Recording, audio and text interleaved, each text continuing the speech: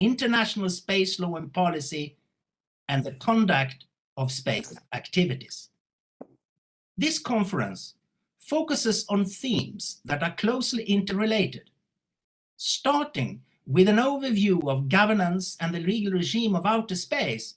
We will move into the areas of perspectives on space traffic management, governance of activities on the moon and other celestial bodies, as well as on overall governance perspectives on the safety, security, and sustainability of outer space activities. As can be seen from the conference program, we will consider trends in international space law and policy, address challenges to space activities, and discuss novel areas in global governance of outer space activities. Dear participants, I hope you will find this conference interesting and rewarding. I wish us all a great opportunity to engage in a dialogue on governance and legal perspectives on space activities in Earth orbit and beyond. Welcome. Thank you, Mr. Hetman. Now I would like to pass the floor to Mr. Luis Ayala Gonzalez, Deputy Secretary of Defense of the Ministry of Foreign Defense of Chile, for their welcome remarks. Please, you have the floor. Thank you very much. Good morning, everyone. I was told to speak in Spanish, so I have my intervention written in Spanish. So excuse me, but I'm going to present in my mother language. So, buenos días a todos y todas, estimadas autoridades del Gobierno de Chile, señoras y señores diplomáticos, académicas y académicos, participantes de la conferencia sobre gobernanza y perspectivas jurídicas de las actividades espaciales en la órbita terrestre. Señoras y señores, estas primeras palabras son para felicitar esta iniciativa correspondiente a la tercera versión de un encuentro organizado desde Chile en forma conjunta con la Oficina de Naciones Unidas para Asuntos de Espacio Exterior y el gobierno chileno. Estoy seguro que de esta forma contribuimos también a la paz y seguridad internacional. Convencidos estamos de que compartimos una visión de entender el dominio espacial como un lugar donde podemos crear valor público para nuestros ciudadanos, mejorando su calidad de vida, reduciendo las desigualdades, generando tecnología y conocimiento. Permítanme hacer mi presentación centrada en tres ejes principales. El primero contempla la importancia del tema que vamos a tratar. El segundo aborda el rol del Estado en la materia y particularmente del Ministerio de Defensa Nacional, en nuestro caso.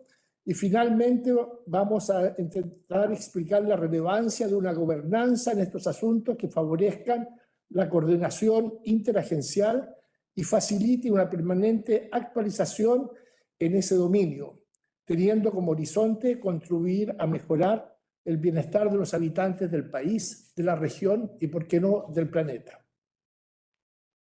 Sobre la importancia del tema que trata esta conferencia, quisiera decir que nosotros consideramos el espacio como un recurso estratégico, hoy disponible para quienes invierten en ciencia y tecnología, práctica permanente de los países más desarrollados que han monopolizado, de cierta manera, el uso del espacio.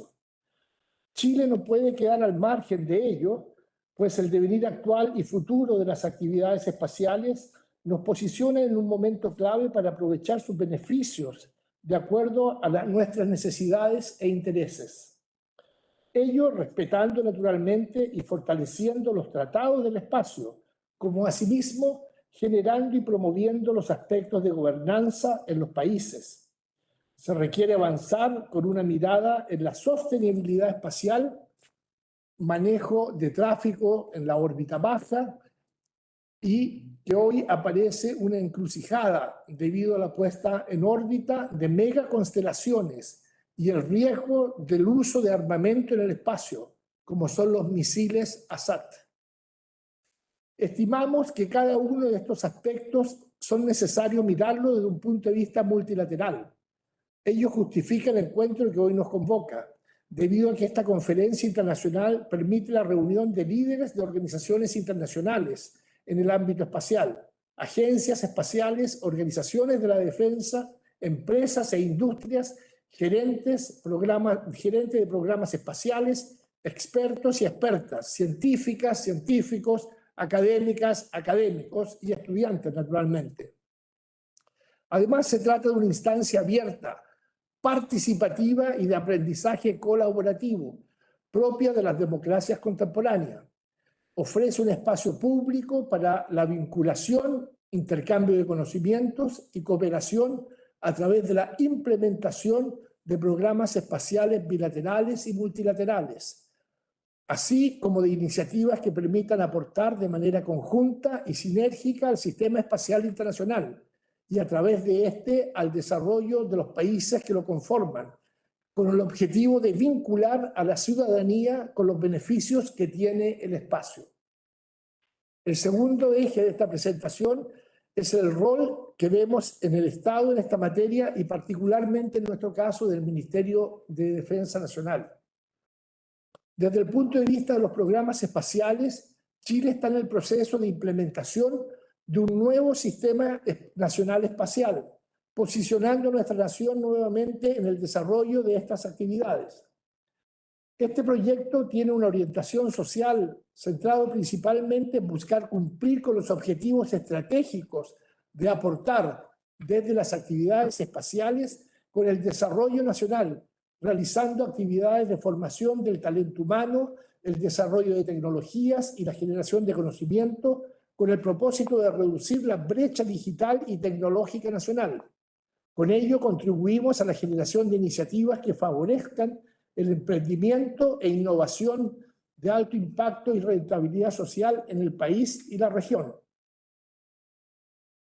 Permítame constatar que, tal como lo ha indicado Mariana Mazzucato en su libro El Estado Emprendedor, es posible generar crecimiento basado en la innovación, donde el Estado por un lado es promotor y por otro parte de un ecosistema simbiótico y funcional. En el sector defensa, dentro de los medios materiales para avanzar en este propósito, desde la Fuerza Aérea de Chile tenemos la incorporación de una constelación de 10 nuevos satélites y 3 nuevas estaciones satelitales, así como el acceso a la información obtenida desde constelaciones internacionales. Asimismo, se planifica generar un nuevo Centro Espacial Nacional, lugar que esperamos se convierta en la plaza pública, donde nuestros ciudadanos, científicas, científicos, profesionales, ingenieras, ingenieros, estudiantes, civiles y militares, así puedan tener acceso a la información obtenida desde estas constelaciones internacionales. También se planifica generar el centro donde puedan trabajar juntos todas estas personas que hemos mencionado.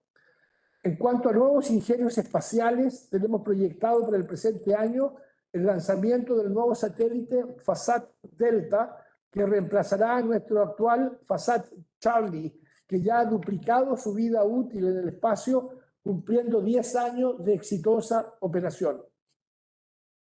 A ello se agrega el desarrollo de otras actividades espaciales en el país.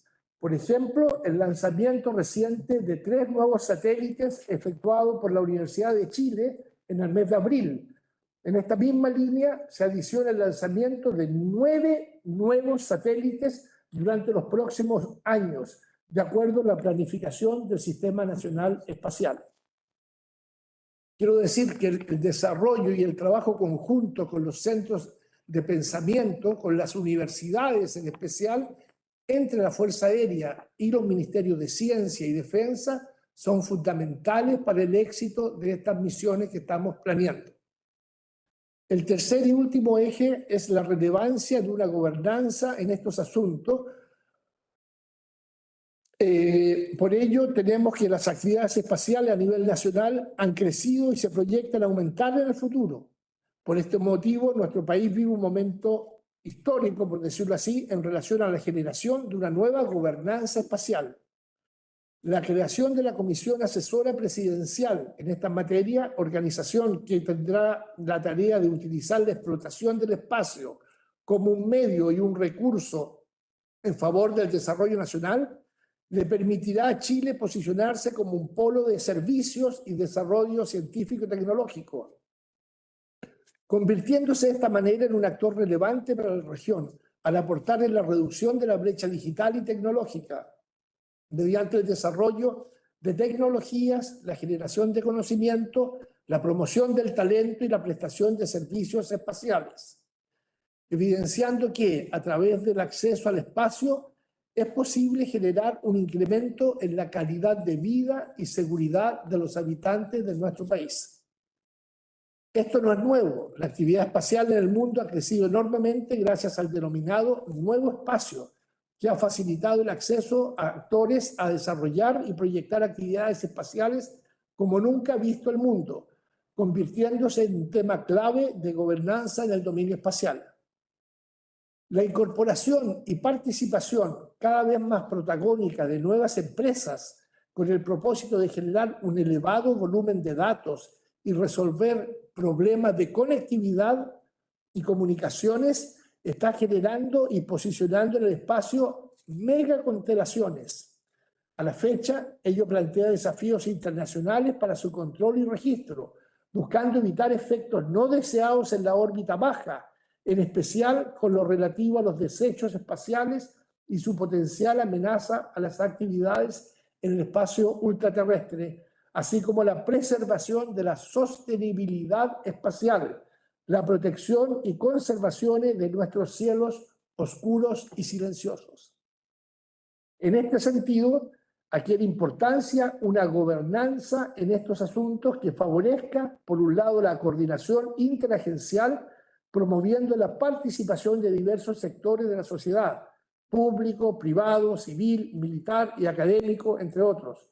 Por otro lado, facilitando una permanente actualización de su regulación y protocolos, producto de los constantes y a veces radicales avances tecnológicos en estos dominios, teniendo siempre como finalidad promover su buen uso en beneficio de la ciudadanía. Esperamos, finalmente, que estos 3 días de conferencia se avance en la discusión de tópicos tales como la implementación y futura generación o actualización de los tratados internacionales, manejo de tráfico espacial, sostenibilidad espacial y gobernanza, todos asuntos de importancia y necesarios para desarrollar operaciones espaciales y operar los ingenios espaciales con la resiliencia necesaria para materializar estas operaciones, sin olvidar la generación de servicios y productos para el beneficio de las naciones y sus habitantes. Quiero agradecer especialmente a la Oficina de Naciones Unidas para Asuntos del Espacio Ultraterrestre por organizar la presente conferencia y considerar a Chile en su organización. Asimismo, agradecemos a todas y todos los participantes y actores de estas materias que compartirán su visión, información y experiencia. Desde ya valoramos su aporte que ha permitido la materialización de este encuentro. Asimismo, agradezco a todos los asistentes que nos acompañan de manera virtual, generando de esta forma una gran comunidad en materia espacial. Desde la Subsecretaría de Defensa Nacional de Chile, les deseamos a todos que tengan un excelente día, que disfruten de nuestras ponencias y que tengamos una gran conferencia. Muchísimas gracias. Thank you, Mr. Fernando Ayala. Now I would like to pass the floor to Mr. Felipe Cousiño, Head of the Division of International and Human Security of the Ministry of Foreign Affairs of Chile, for their welcome remarks. Please, you have the floor. Thank you, Magdalena, and thank you, Undersecretary Ayala, for those very insightful remarks. I also prepared my welcoming remarks in Spanish.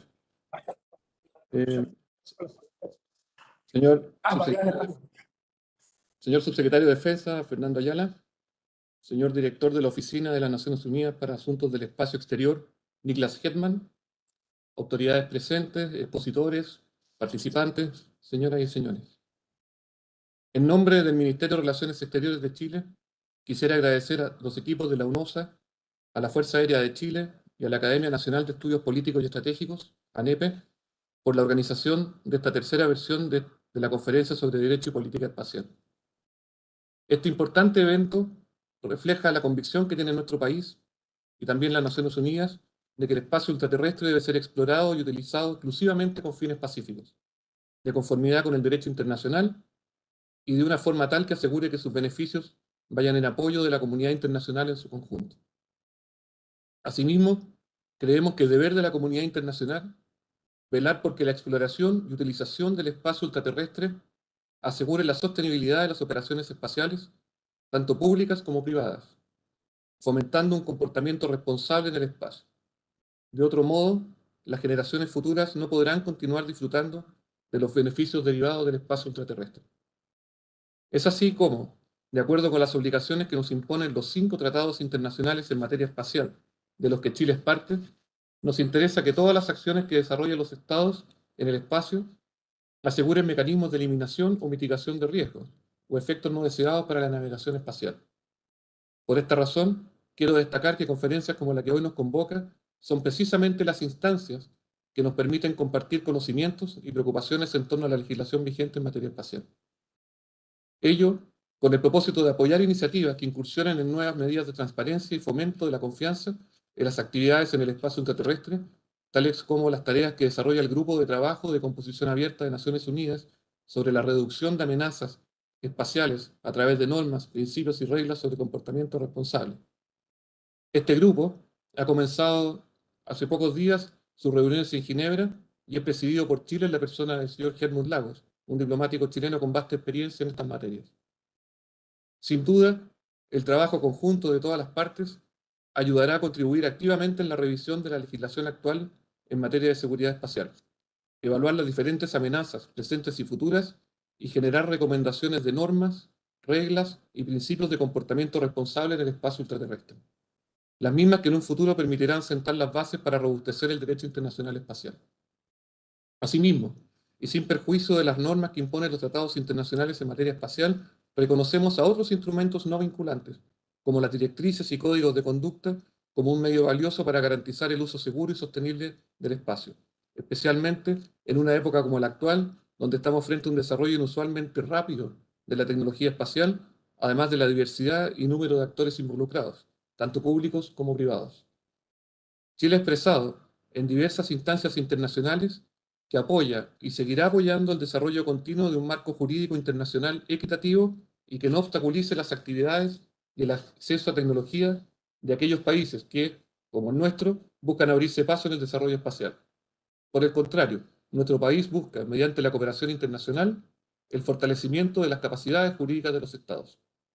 Es por eso que me complace anunciar que en marzo recién pasado Chile lanzó su nueva institucionalidad, tal como fue mencionado, por la creación de un grupo asesor presidencial, dirigido por el Ministerio de Ciencias, Tecnología, Conocimiento e Innovación, y que contará con la participación de los Ministerios del Interior y de Seguridad Pública, de Defensa Nacional, Bienes Nacionales, Transporte y Telecomunicaciones, además de este Ministerio de Relaciones Exteriores. Este Consejo tendrá como primera prioridad elaborar la nueva Política Nacional Espacial, así como el Programa de Trabajo en Materia Espacial de Chile. Ambos documentos serán elaborados en línea con el derecho internacional del espacio y tendrán como foco principal la integración entre los sectores público y privado, la sociedad civil y la academia, otorgando una mirada integral a la estructura espacial que se comienza a crear en nuestro país.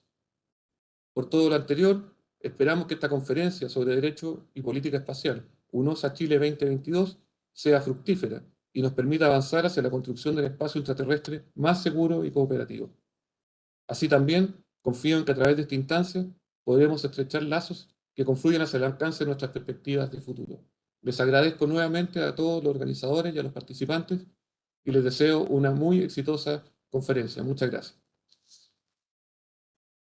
Thank you, Mr. Cousiño. Thank you all for your kind and inspirational words. And indeed, we are set to have a very interesting program over these 3 days. Before we start with the first speaker, I will pass the floor to the Commander Pablo Huerta, the next moderator of this program. Mr. Pablo, you have the floor. Thank you, Magdalena. Welcome to all of you. And we're going to start this conference with the first presentation, Michael Newman from UNUSA. And the presentation is the legal regime of outer space, an overview of fundamental principles of international space law. Michael, you have the floor, please. Thank you very much. Thank you very much, Mr. Commander Huerta. And thank you very much also to the organizers from the Ministry of Foreign Affairs, from the Ministry of Defense. Thank you very much for those good words. And it really is very interesting how what you mentioned really covers the full scope of what we are intending to cover in this conference. And many of those aspects are related, of course, to the fundamental principles of space law. And that is what I'm going to talk about today, as well as draw some of your attention to various other speakers that we have in our program that will go into these issues much more fully. And this demonstrates how much the fundamental principles, how many of the principles are being currently dealt with throughout the community in so many different ways. So with that, I'd like to ask my colleague to go to the next slide, please. Right, and so the fundamental principles of international space law are rooted heavily in the Outer Space Treaty, and this is the seminal treaty of our times. We have 111 states parties to the treaty, and many of the principles in the treaty have been more further elaborated in the Rescue Agreement, the Liability Convention, the Registration Convention, and the Moon Agreement. And these, all of these treaties and these principles below are found in our document that we have on our website on International Space Law, United Nations Instruments. And this, you can see the link down below for that full document of all the texts of the treaties. Now, these treaties were negotiated in the legal subcommittee of the Committee on the Peaceful Uses of Outer Space. This is the committee that the office provides secretariat services to, and has done so for many, many years since its inception in 1958 and made as a permanent body in 1959. These aspects regarding governance of space and the activities of states in outer space will be more further fully elaborated by the current chair of the legal subcommittee in her presentation in just a bit, Namfuneko Mayaya, which we are very lucky that she has taken the time to provide some words on these issues as well. And so let's go on to the next slide, and we will begin properly discussing these the fundamental principles that are found in the Outer Space Treaty, and then a couple of these issues I will then further elaborate in the other conventions. First and foremost, we have the principle of exploration and use of outer space, that and the principle of non-appropriation. And I underline these two principles because they often work together. They are to be read really together. So with that, let's go to the next slide, please. Yes. So in the Outer Space Treaty, we have rights and duties and obligations of states, as in all international instruments of international law. And space law is no different. We have, beginning with the Article 1 and Article 2, we have the principles of exploration and use and non-appropriation.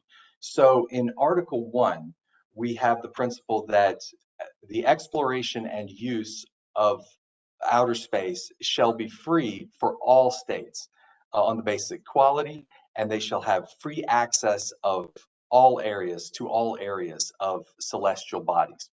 Now, Article 2 is a bit of a limitation on that, saying that states are prohibited from national appropriation of any part of outer space by claim of sovereignty, by means of use or occupation, or by any other means. So when we look at these two together, we see that states are equally free to use and explore outer space and all celestial bodies without discrimination on the type of activities to be undertaken. But so long as those states do not appropriate outer space, the moon, or other celestial bodies, and that free access to those celestial bodies shall be ensured. Now, there is no consensus among states on exactly what acts are in the exercise of free use or what acts constitute prohibited appropriation. These terms are currently not defined. They are the subject of much debate and have come into, have taken on a new life of discussion in the context of the exploration, exploitation, and utilization of space resources. This is will be further discussed by the chair and the vice chair of the newly established working group on activities in space resources that will be discussed on the last day from Ambassador Mishtal and from Professor Stephen Freeland. And this is an extremely interesting area of new discovery, if I may use the word, of what these terms mean in the context of these activities that we really expect will happen quite soon. And now maybe we can move to the next slide, please. Right. So limitations on the principle of free use. In Article 1, in paragraph 1, it provides that the exploration and use of outer space shall be carried out for the benefit and in the interest of all countries, irrespective of their degree of economic or scientific development, and shall be the province of all mankind. Now, the benefits and interests of all countries and the province of all mankind are conditions that that limit the notion of free use. So, in the free use and exploration of outer space, countries must ensure that exercise of that right is in the benefits and in the interests of all countries. This is also undefined, and it is also the subject of much debate, and in the context of the space resources issues as well. The issue of how to deal with the benefits and interests of all countries, how to ensure that all countries are representative in space exploration activities is one of the key cornerstones that Professor Freeland will also discuss as well in the context of these space resources. So these clauses, in summation, they serve as the basis for strengthened international cooperation, and they foster a greater participation of non-spacefaring countries, bringing countries that would not be involved in these space activities.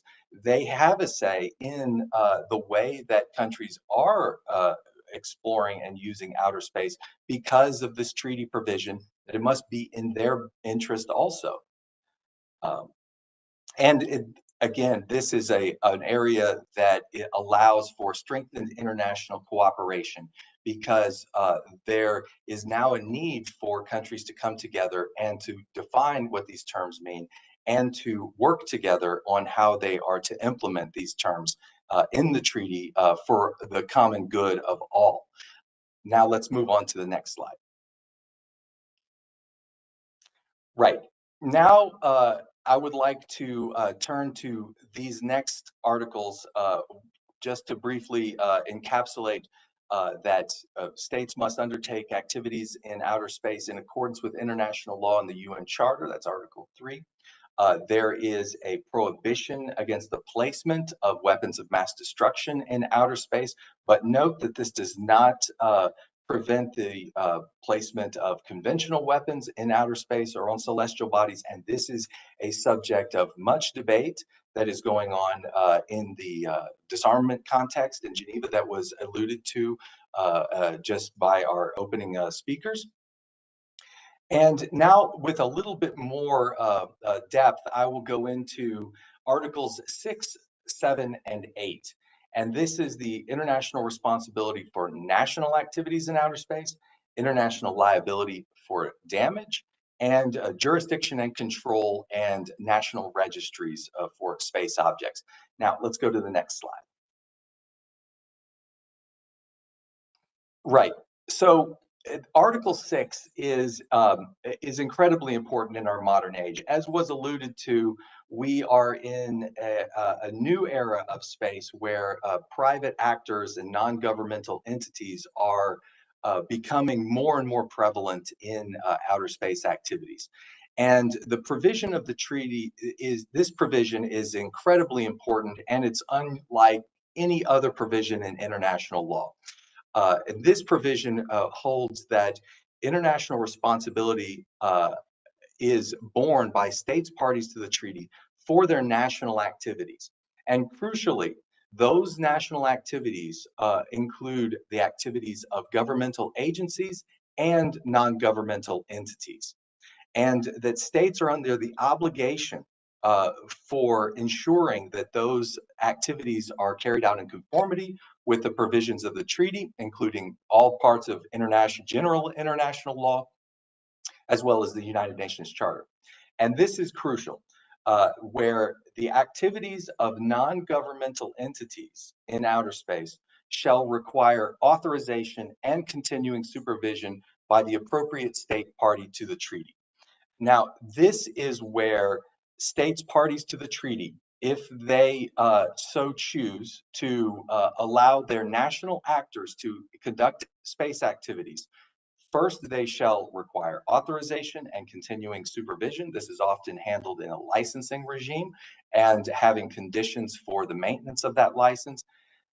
But the crucial point here is that states are responsible for those activities as if they were activities of the government itself. So this is very unusual in international law, where governments are made responsible, internationally responsible for the activities of their corporate or private citizens. Now, that international responsibility is where states are required to answer for those activities. And this answering for comes in our next article, in our next slide, please. Here I've gone over some of these aspects which I have just mentioned.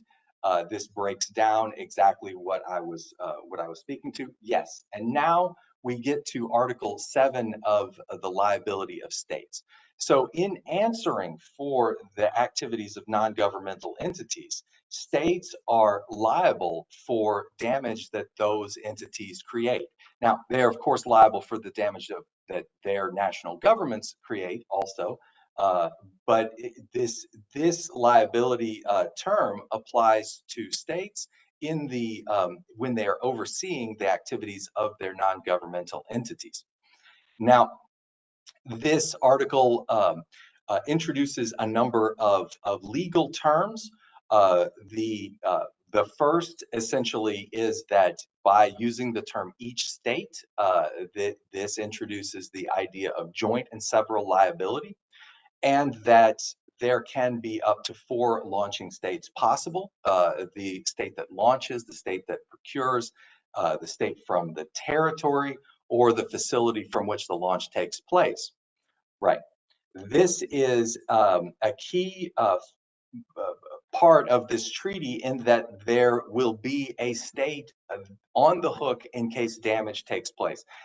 Now, this term was more fully elaborated in the liability convention, and we can go on to the next slide, please.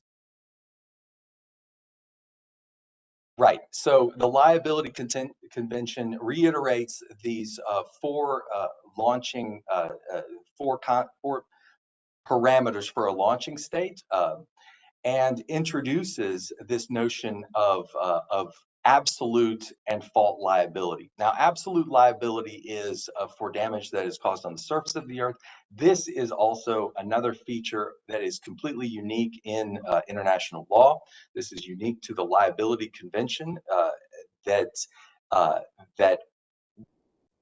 the state in which is the launching state, if there is liability or there is damage on the surface of the earth, meaning an object falls from outer space onto the surface of the earth and causes damage, that state is completely liable for the full amount of the damages. It's not a strict liability regime, which often has a cap on damages, but this is where the state is fully liable for every part of that damage. And this can be quite high. The potential for damage can be quite high from some space objects. Now, this came about by protecting victims. So this is a victim-oriented regime, and the victim need only prove that damage took place and that the space object was of a launching state. And to benefit from this, the claimant state must be a party to the convention. So in order to protect your citizens, states become party to the liability convention, and in case there's damage caused in their territory, there will be a state that will be absolutely liable for the full extent of the damages. This was a feature of the time of, in order to have the system of legal launches that we have today. Launches are legal. It's a legal exercise of rights of exploration and use of outer space to launch. However, there must be someone on the hook for payment in case there is damages. Now let's go to the next slide. On registration, this is also very, very interesting and important. States on whose registry an object that is launched into outer space shall retain jurisdiction and control. The phrasing of this article indicates that a state must first establish its own registry, and then when it enters that information of their space object on the registry, they shall retain control over it. So this is a very nationally oriented term. And then in accordance with the registration convention, that information is to be sent to our office for dissemination among member states. But the key provision in the Outer Space Treaty is that this is where states retain jurisdiction and control of their space object. They get the right to have that object's returned if it is found in another jurisdiction, and this happens to this day. We often facilitate this returning of space objects that have washed up on shore, for example. It's quite fascinating, actually. Now, let's go to the next slide.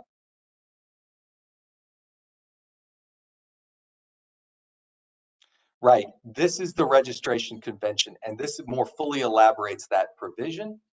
This lays out the basic parameters, the basic information that must be received by the Secretary General for inclusion in the United Nations Registry of Objects Launched into Outer Space.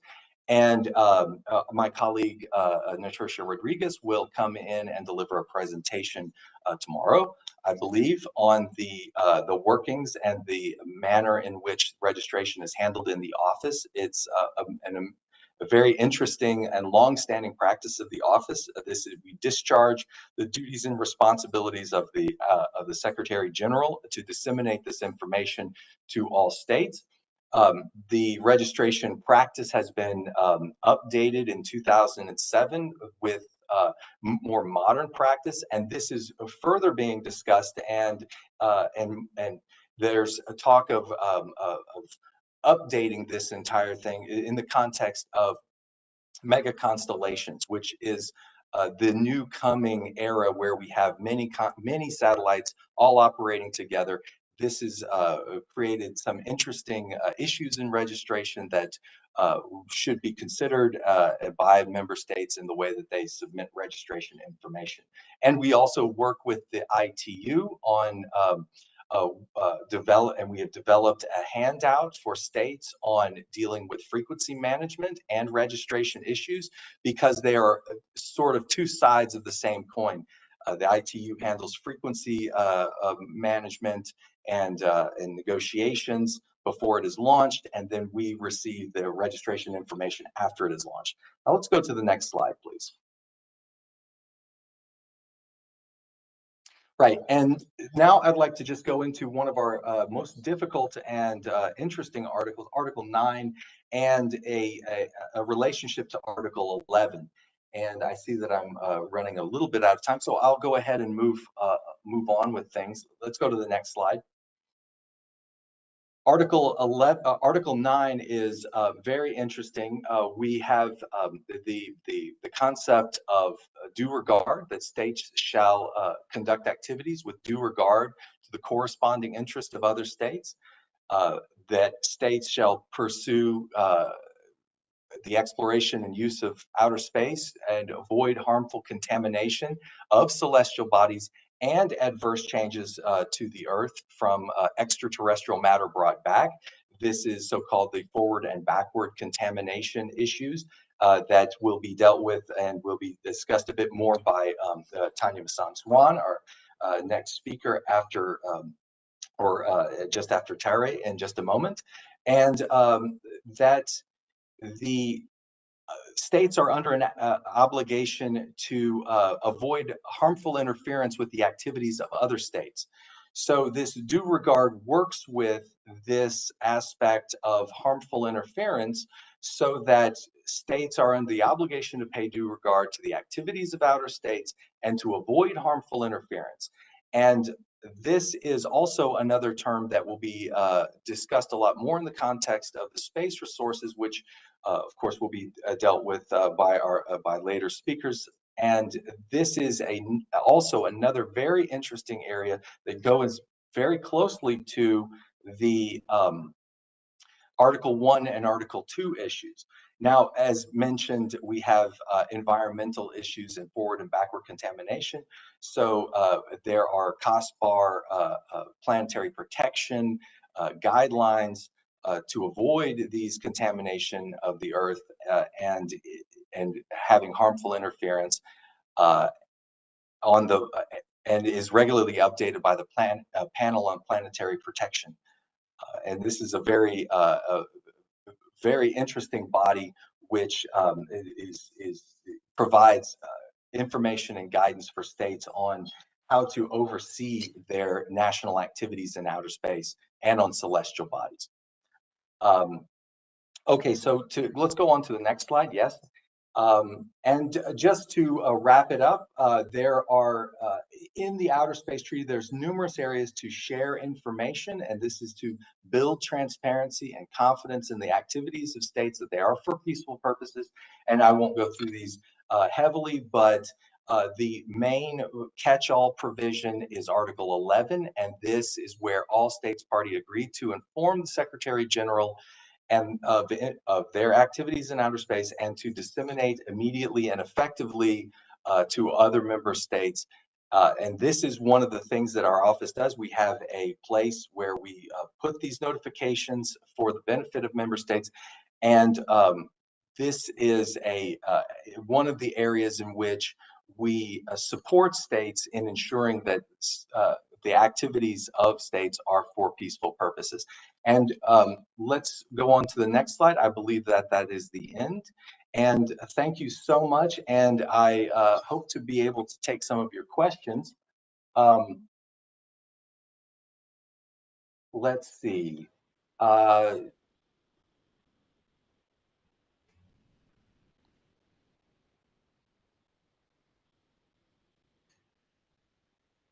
Maybe if one of my colleagues who was possibly looking at the chat can help me with any questions. I'm not seeing so many.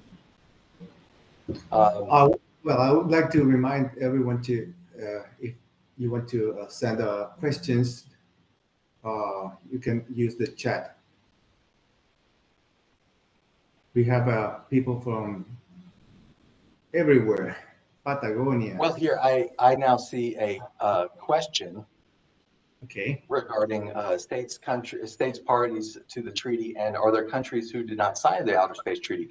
And yes, there are about half of the states have not signed the Outer Space Treaty. a little less than half actually, and they are encouraged to do so as it contains benefits for them. Let's see, we have the entire Outer Space Treaty is customary international law or only certain provisions. And now this is an interesting question because I have a colleague who will come next, Mr. Terry Recibe, who will discuss aspects of customary international law in the context of the Outer Space Treaty. I see another, how can we assure that the Outer Space Treaty obligations and the LTS guidelines will be transmitted in all national space laws? Well, this is a very interesting point. I would like to recall that states are, of course, under an obligation to implement their treaties in their national space laws insofar as they relate to their space activities. And states are encouraged to translate every part of the Outer Space Treaty and the LTS guidelines, of course, into their national legislation. And we support states in doing that by providing technical legal advice and assistance. And this is what we have done with our excellent partner and co-organizing state of Chile. We have this project, and it has been very, very valuable. And I hope that in a bit we can hear from Colonel Telo, who will maybe share some of his views on that and how we have supported their state in working in their national space legislation. But yes, this is very important. Michael, it's Nicholas here. Regarding space debris, yes, Yep. it is absolutely a crucial issue that we attack the problem of space debris responsibly, meaning stop creating more space debris, end anti-satellite tests, have procedures in place. We have the space debris mitigation guidelines, which support states in creating and developing satellites with functionality to end life or deorbit those satellites to reduce space debris problems. So yes, that is, we are working on that as well and supporting states in that. Let's see. What is the position regarding? Well, let's see. What is the position of UN COPUS regarding space mining? The position of UN COPUS is, of course, an intergovernmental body, and regarding space mining, there is no consensus yet on what constitutes prohibited appropriation, as I mentioned.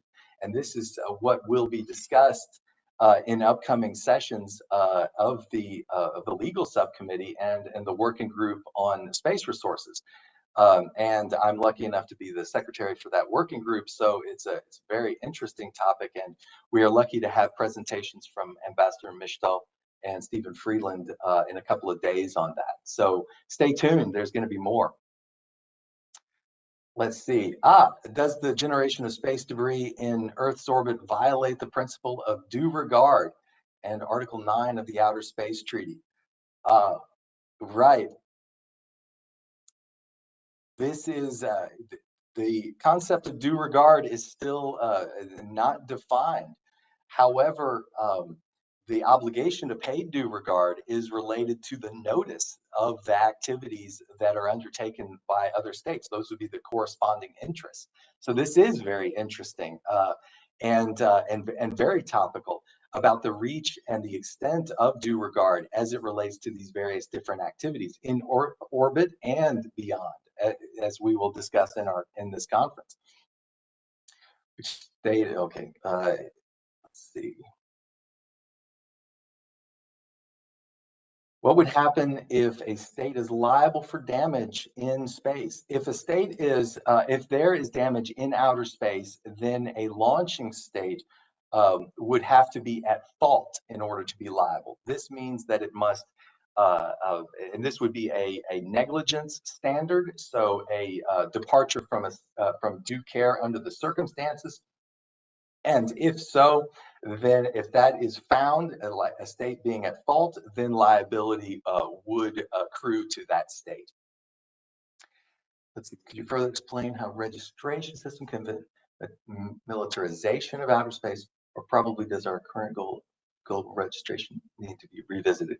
Well, on militarization of outer space and the registration system, we, of course, register all objects. We encourage that states provide registration information for all of their space objects, whether they are for civilian or military purposes. And this is, of course, an obligation for states parties to the convention, and also in the General Assembly Resolution 1721B, states are under an obligation to provide registration information for their space objects for all cases. So preventing militarization of outer space is not a function of the registration system, but rather a desire for member states to achieve that goal. Do you have some examples of interpretation given the free use concept? The examples of interpretations on free use, we do not have interpretations of the free use concept.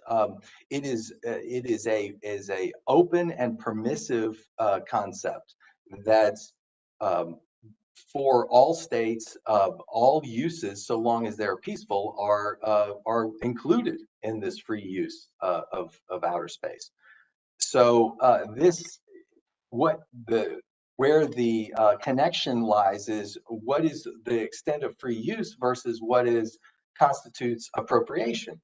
So, like, when are states prevented from doing something? So these need to be thought of in a way together. And this is how the international community is coming to discuss these concepts. So this is where we are going to see the essentially the fireworks of the next few years in the working group on space resources. How does that work together? Now, let's see, if a state object is not registered, are there ways to determine that? Yes, there are ways to determine whether a space object is not registered. The United States provides orbital information of space objects, and we cross-check that information. It comes from the from JSPOC, the United States Air Force. They provide information through SpaceTrack, and we then cross-check that against what we have been registered, and then we will contact states that have not registered that to seek registration information on objects that are currently being tracked. I think this will be further gone over by my colleague Natasha Rodriguez. And finally, I would like to end. I think my time is now over, and I think yes, we have more questions, and I really thank you very much for providing these in the chat. I will continue to monitor these questions, and hopefully we'll be able to make some answers for these over these next coming days. And with that, I would really like to thank you all very much again for your kind attention and contributions to our conference. And again, thank you very much. Now I'd like to pass over to Commander Huerta for maybe introducing our next speaker. Thank you very much again. Thanks to you, Mr. Michael Newman of the Office for Outer Space Affairs. Thanks to all again. Yes, hello, Commander Huerta. Yeah. Are you you there? Yeah. Is it? Do you hear me? Well, I don't see Commander Huerta. So maybe I will go ahead and introduce our next speaker.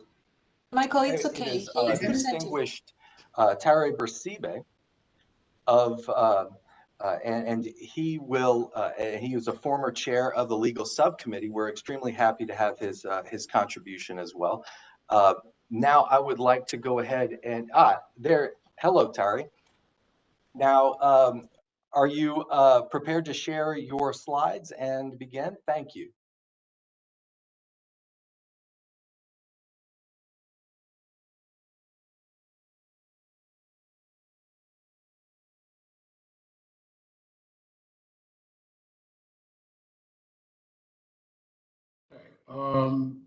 Just so I could confirm that you see my presentation clearly.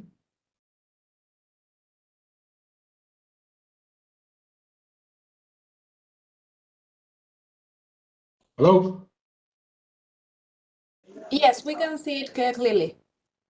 Okay, very well then. Thank you very much. And so let me go off to the first slide. And thank you very much, distinguished ladies and gentlemen. Let me take this opportunity firstly to express my sincere appreciation to the hosts and organizers of this United Nations Chile Conference on Space Law and Policy, Governance and Legal Perspectives in Space Activities in Earth Orbit and Beyond. The topic I have been asked to speak on concerns the application of international law to space activities, including aspects of customary international law. As a consequence, the presentation will consider the international legal regime for activities in outer space, more particularly the applicability of international law, the extent to which certain principles of space law have been codified, including those principles which are considered customary, and then conclude with some remarks. So with respect to the application of international law to outer space activities, I should begin perhaps by recalling the beginnings, the advent of the space age in the 1950s, that spurred the United Nations General Assembly to establish the Committee on the Peaceful Uses of Outer Space, COPUOS, in 1958 precisely, to, amongst several other mandates, study the nature of legal problems which may arise from the exploration of outer space, and as a consequence of which that body, COPUOS, is today the primary international forum for the development of laws and principles codified in treaties and resolutions governing outer space activities. It is noteworthy in this respect that in the declaration commemorating the 50th anniversary of human spaceflight, as well as the 50th anniversary of the committee, COPUOS, which is annexed to the UN Assembly Resolution 6671. This was adopted in 2011. The Assembly recalls the first meeting of what was referred to at the time as the Permanent Committee on the Peaceful Use of Outer Space.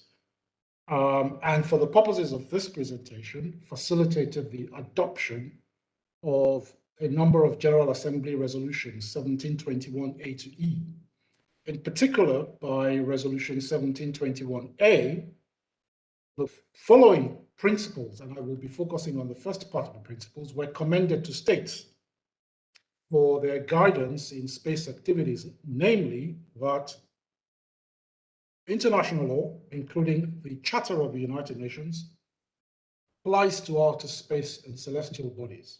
Furthermore, that outer space and celestial bodies are free for exploration and use by all states, conformity with international law, and are not subject to national appropriation. And as I indicated, for the purposes of this presentation, I am focused on the first part of the principle, that international law, including the Charter of the United Nations, applies to outer space and celestial bodies. This is a very broad statement, given the somewhat infinite nature of outer space and the fact that it's constantly expanding anyway, and for which subsequent resolutions evolved that declaration to the effect that activities of states, so distinct from the complete, wholesome application of international law and the Charter to outer space and celestial bodies, you then had a more specific reference to activities of states in the exploration and use of outer space,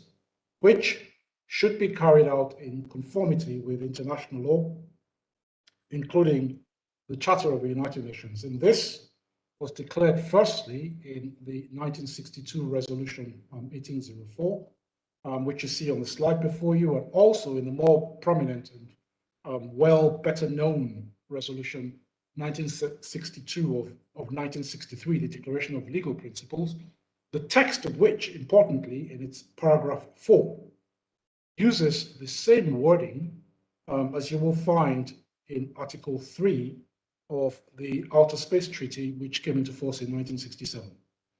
I believe this provision, by which the activities of states in their exploration and use of outer space should be carried out in conformity with international law, including the Charter of the United Nations, makes quite clear that it refers to human activities in outer space, which it is understood to encompass not just activities conducted in outer space, but also activities on Earth, where those activities are connected to a variety of efforts, such as the launching, operation, and or return of space objects and of satellites, depending on the terminology that one uses. Consequently, in the same 50th anniversary declaration to which I referred earlier, the Assembly recalled the entry into force of this 67 Outer Space Treaty. And in the words of that declaration, establishes the fundamental principles of international space law. It also reaffirms the importance of international cooperation in developing the rule of law, including the relevant norms of space law, and of the widest possible adherence to the international treaties that are intended to promote the peaceful uses of outer space. Thus, the committee, HOPWAS, and its legal subcommittee have thus far been instrumental in developing a comprehensive international legal regime governing the activities of states in the exploration and use of outer space, the details of which were elaborated and described in the presentation by Michael Newman just before myself, but in sum constituting 5 treaties and 5 sets of declarations and principles on outer space activities, which today collectively together constitute the legal foundation for space activities. Having said all this, an analysis of the principles of the, as depicted in the various instruments, will reveal, as we will see later in the presentation, that only in fact a limited part of these principles would actually represent codification. And I used the term strictly within the legal definition of it to mean that they actually reproduce in written form existing customary rules, whether these are in the form of a treaty, such as the Outer Space Treaty, which I will explain in a bit more detail, or in the form of a declaration, as in Declaration 1963. Regarding international law, furthermore, I think it's important, distinct from international space law, that we distinguish between, on the one hand, these 5 treaties and declarations, as it is understood in the public international legal context, to mean certainly the law governing the relationship between states, from the law applicable to outer space activities, as it was understood when the very first declarations were made pursuant to Resolution 1721. What are these general principles, and to what are they applicable? I would propose and suggest that they include established principles of customary international law, such as you would find in the Charter of the United Nations, including, for instance, the sovereign equality of states, the prohibition on the use of force and the right to self-defense, and of course, the peaceful settlement of disputes. There are, of course, several other principles, such as the precautionary principle from environmental law, or the more probably commonly known and understood principles from other branches of international law, such as, for instance, with respect to international communications, telecommunications, that is, or even international trade in services, considering the certain services that are delivered and rely on the operations of satellites, are referred to and dealt with in specific agreements concerning international trading services. Having said this, what is custom? This, leads us to the second part of the presentation, as it is applicable to outer space activities. And clearly there are two elements, a practice, and so this is conjunctive rather than disjunctive, a practice combined with a belief that the practice is actually a consequence of a legal obligation, simply put. And in respect of which, overall, it is quite certain that there are outer space usages or customary rules that they exist and that they have been generally accepted by enough states, including non-spacefaring states, as to be considered obligatory. But I think it's important that, in making this sweeping statement, we are able to describe, with a fair amount of granularity, what customary rules it is to which we refer. And here we will see today that in order to recognize, generally speaking, the principles of international law on a particular subject, whether it's, for example, with respect to the law of treaties, or with respect to international humanitarian law or diplomatic law, the law of the sea, and of course, the law with respect to outer space and activities in outer space with which we are concerned here, we would typically turn to the major international conventions on the subject, which in this instance is the 1967 Outer Space Treaty. Assuming that what is proclaimed in these widely accepted, recognized treaties corresponds, at least in a large part, because I recall in the course of a previous presentation a question about whether it can be put forward that the entire Outer Space Treaty is now customary law. And I would qualify that to say at least in large part, because you will see on the slide before you that we are referring to specific principles, and that these principles correspond to general international law.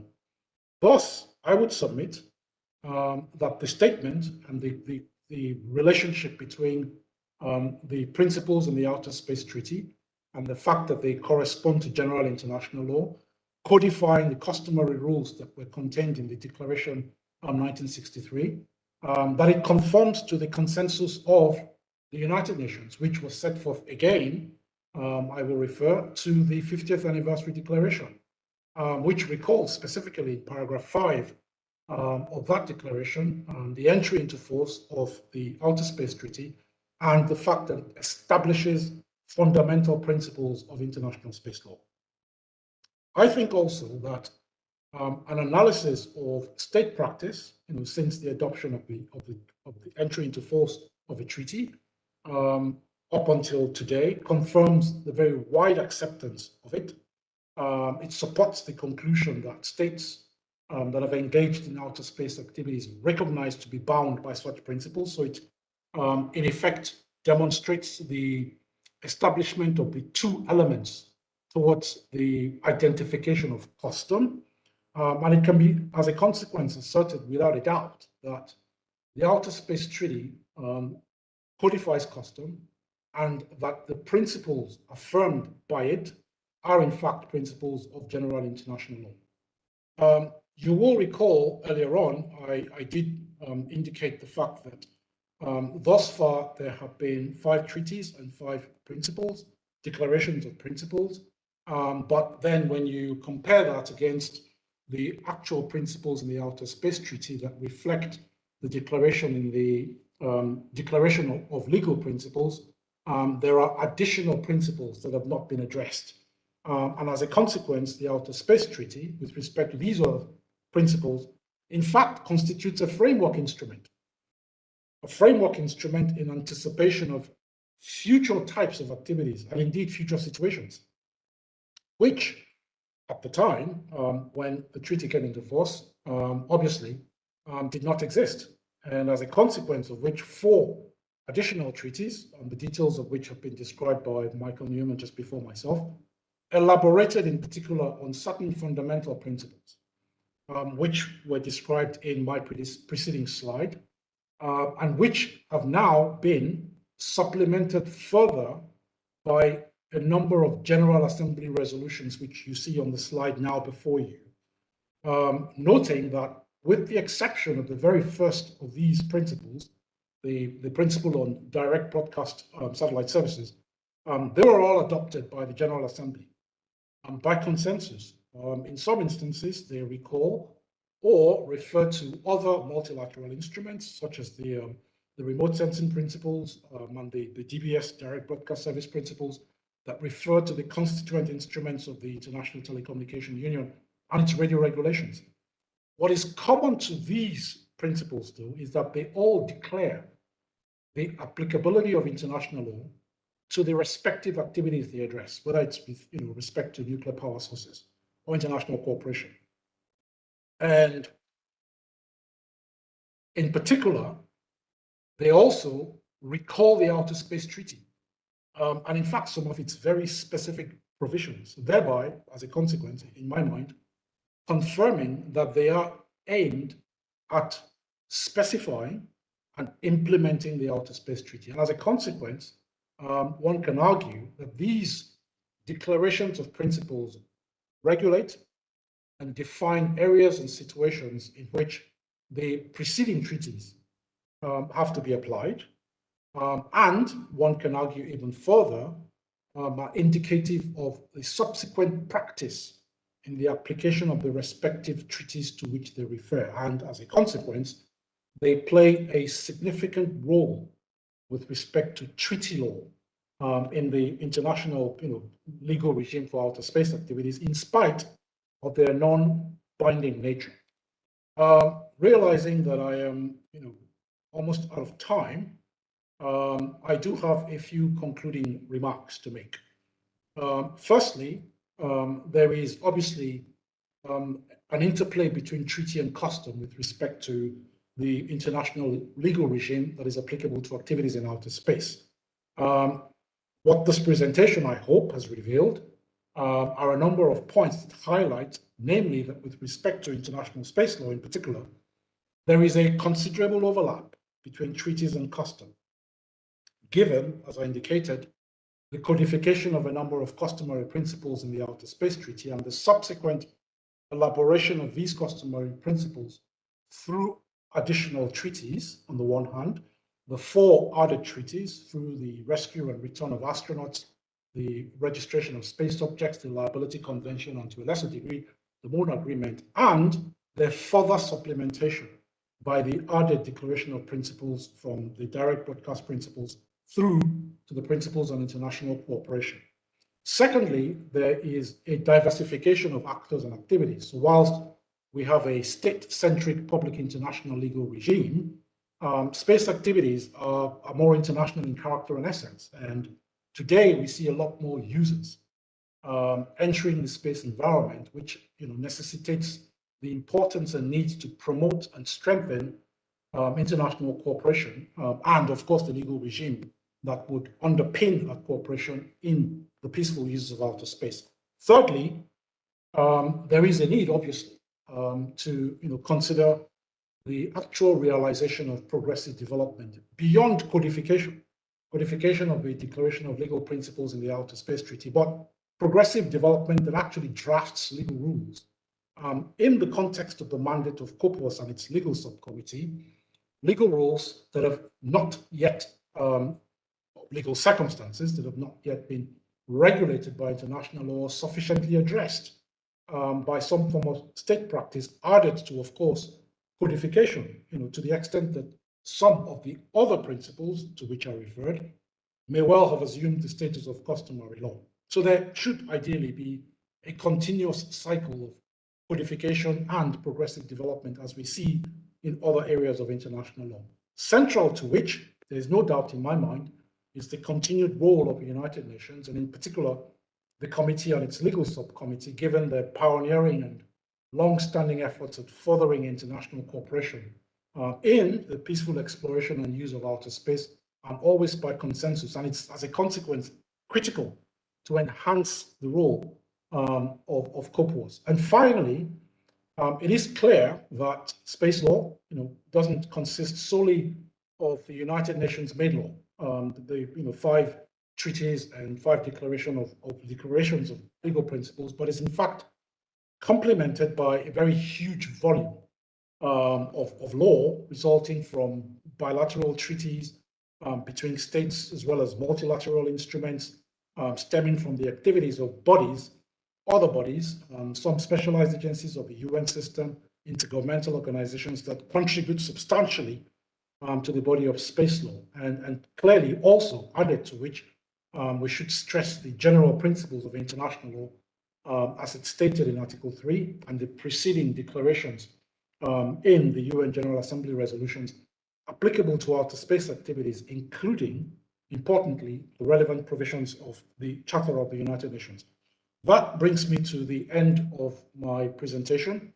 I would be happy to take questions that you have.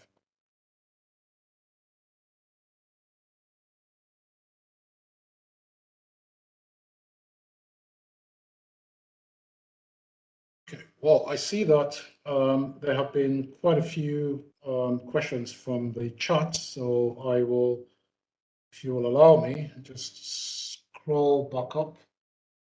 I believe the very first question starts with Gabi Elizabeth.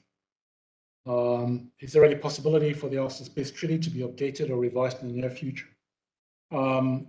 I believe that's a question really for the member states of the committee to address.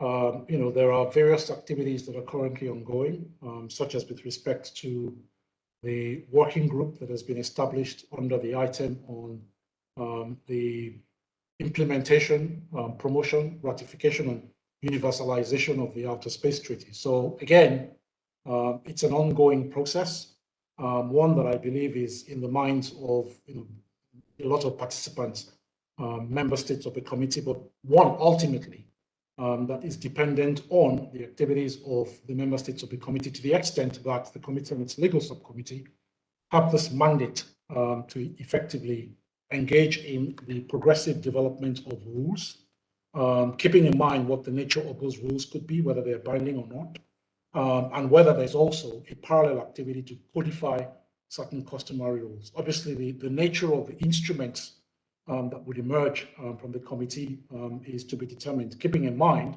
that at least from the very last multilateral instrument facilitated by the committee, there have not been binding legal instruments thus far. The next question I see is there a chance that a country that is developing space law could contact UNUSA and get legal advice for the information we are seeking? And does the state need to confirm that their new passed law with the UNUSA? I believe that will be a question that's probably best addressed by the representatives of the Office for Outer Space Affairs. Going further down, Michael, would you like to intervene here, or yeah, I just wanted to say, if anybody has any questions on on space law for states, I'm happy to field those. I'll also put my email in the chat as well, so people can ask me those even offline. But Terry, we have a question here, just posted just shortly ago, and this maybe is something you can address. Could you further explain about an example of subsequent state practice of states that modifies an international agreement or treaty in the field of outer space? Like, so the practice of states that modifies treaties. Thank you. Well, thank you very much for that question, Michael. And before answering the question, I think it will be good to clarify the use of the word modifying I would rather address the question from the context of implementing an international agreement rather than modifying it. I think that the whole question about a unilateral singular action of a state, with respect to a multilateral agreement, would not constitute a modification. And in the international legal regime as it's applicable to outer space activities, I think it will probably be best to refer to the implementation of these agreements by the actions of states. A good example here would be the 12th article, for instance, of the Liability Convention. So this is the 1962 Convention on Liability, for which today, if my notes serve me right, has some 98 signatories, and for which in its Article 12, states party to this liability convention, and I'm summarizing here, are required to pay compensation. Compensation for damage that may be caused as a consequence of their activities, in accordance with international law and the principles of equity and justice. But more importantly, in paying that compensation, the idea would be that the state that is in a position to pay that compensation would need to return the claimant, that is the state that has suffered damage, to the situation that it was in before the damage occurred. This is what Article 12 says with respect to compensation. However, if you say consider the principles on the use of nuclear power sources in outer space, which, as I indicated, contains certain declaration of principles, but is in fact, in my mind, an instrument that implements the treaties before it, referring to the application of international law, recalling the provisions of the Outer Space Treaty, and elaborating on specific provisions, such that Article 12 of the Liability Convention stops at the payment of compensation in accordance with international law and the principles of equity and justice, and would require that the party that is or is responsible for damage returns the claimant to the situation it was in before the damage occurred. It, however, doesn't include or address, for instance, the search that might be required to be undertaken in order to establish the damage has occurred, perhaps a rescue effort that needs to be undertaken, or maybe even recovery of a space object that may have crashed, exploded, or been responsible for the damage that is caused, or even the activity of cleaning up the damage that is caused from that effort.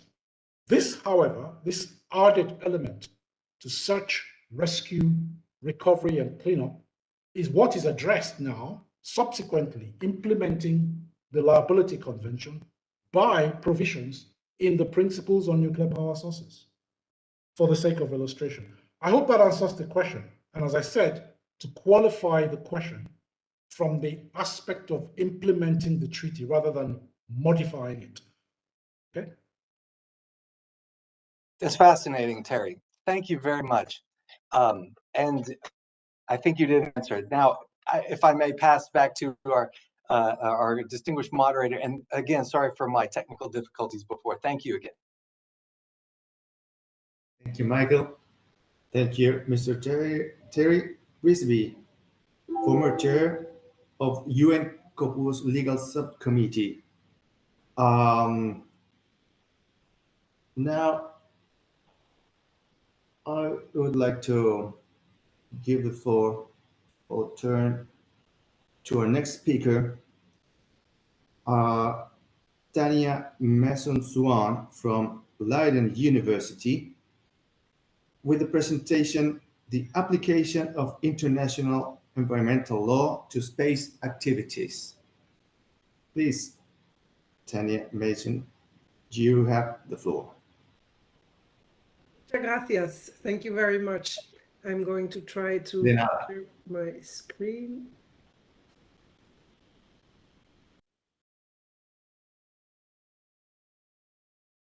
Can you see my screen in presentation mode?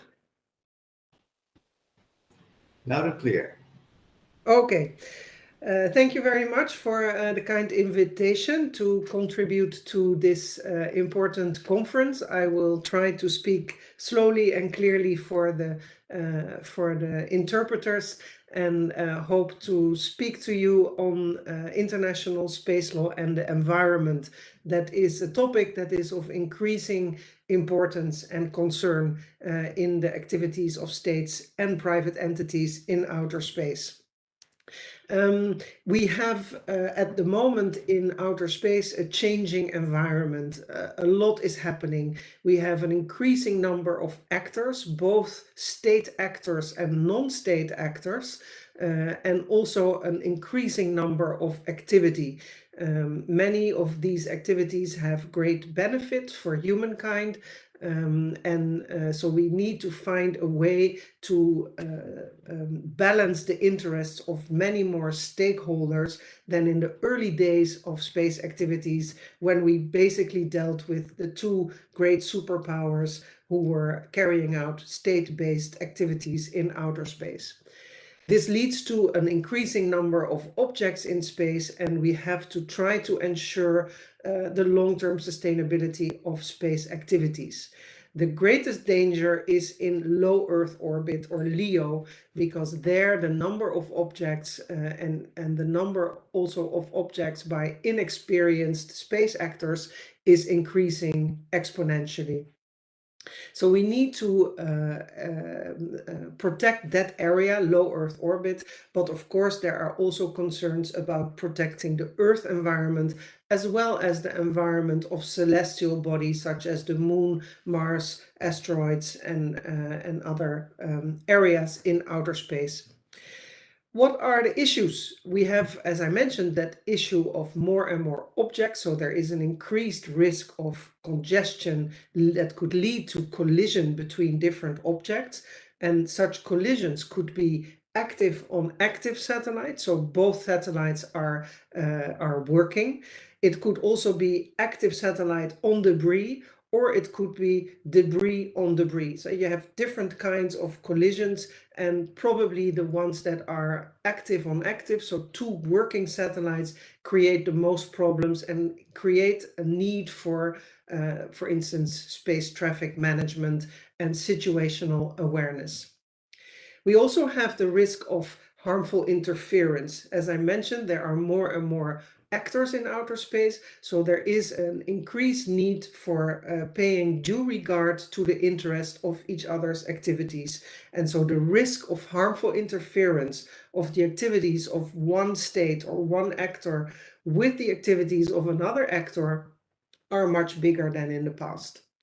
And also, I would like to spend a few words on contamination, both contamination backward and forward, so both contamination of the Earth by extraterrestrial material, but also contamination of celestial bodies by bacteria and other organisms that could come from Earth to outer space.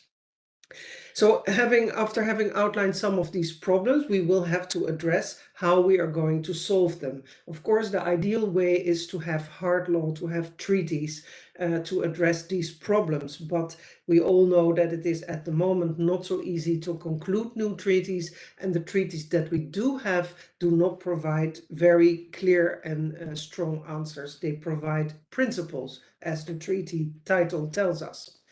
We also have the increasing amount of soft law. Reference has been made to it already, and I will mention a few relevant instruments. And these instruments, which are not legally binding, but are adopted by consensus and after meticulous consideration by many states, they can indeed move the progressive development of space law forward, and also find their expression in national legislation, or could evolve into customary international law.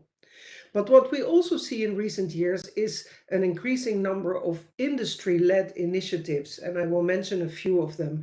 And I think that that only underlines the relevance that is also felt at the industry level, that something has to be done to protect the environment.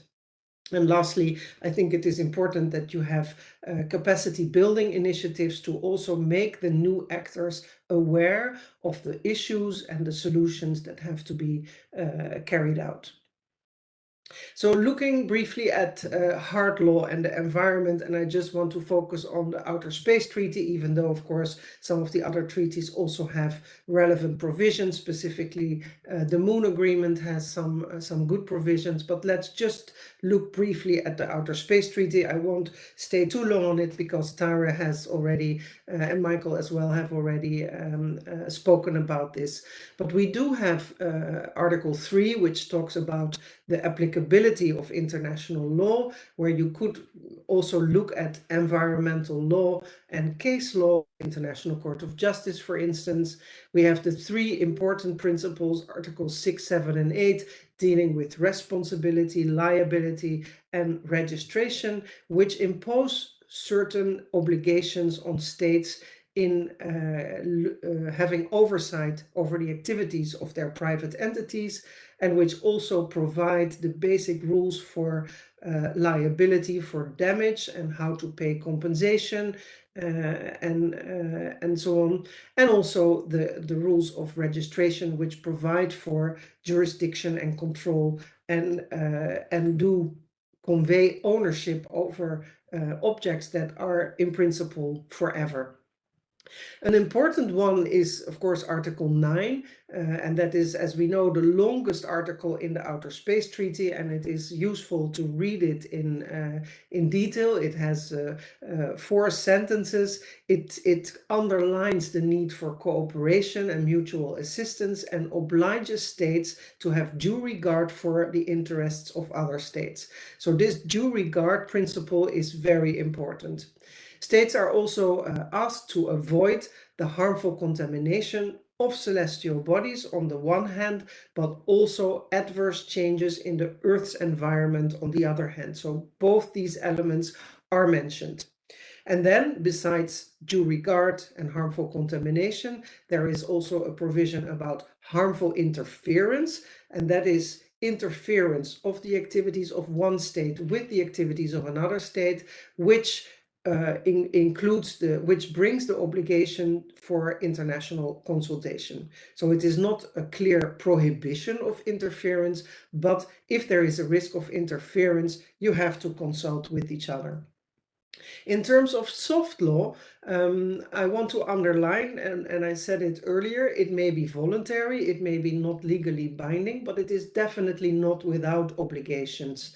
In the field of environmental law, 2 achievements of UN COPOS must be mentioned specifically, namely the debris mitigation guidelines of 2007 and the long-term sustainability guidelines of 2019. Now, of course, these are, as mentioned, not legally binding. They do find their way into national law. We can see in many national laws already that complying with debris mitigation guidelines of UN COPOS or of, for instance, the Interagency Debris Coordination Committee is mandatory in order to obtain a license under national law.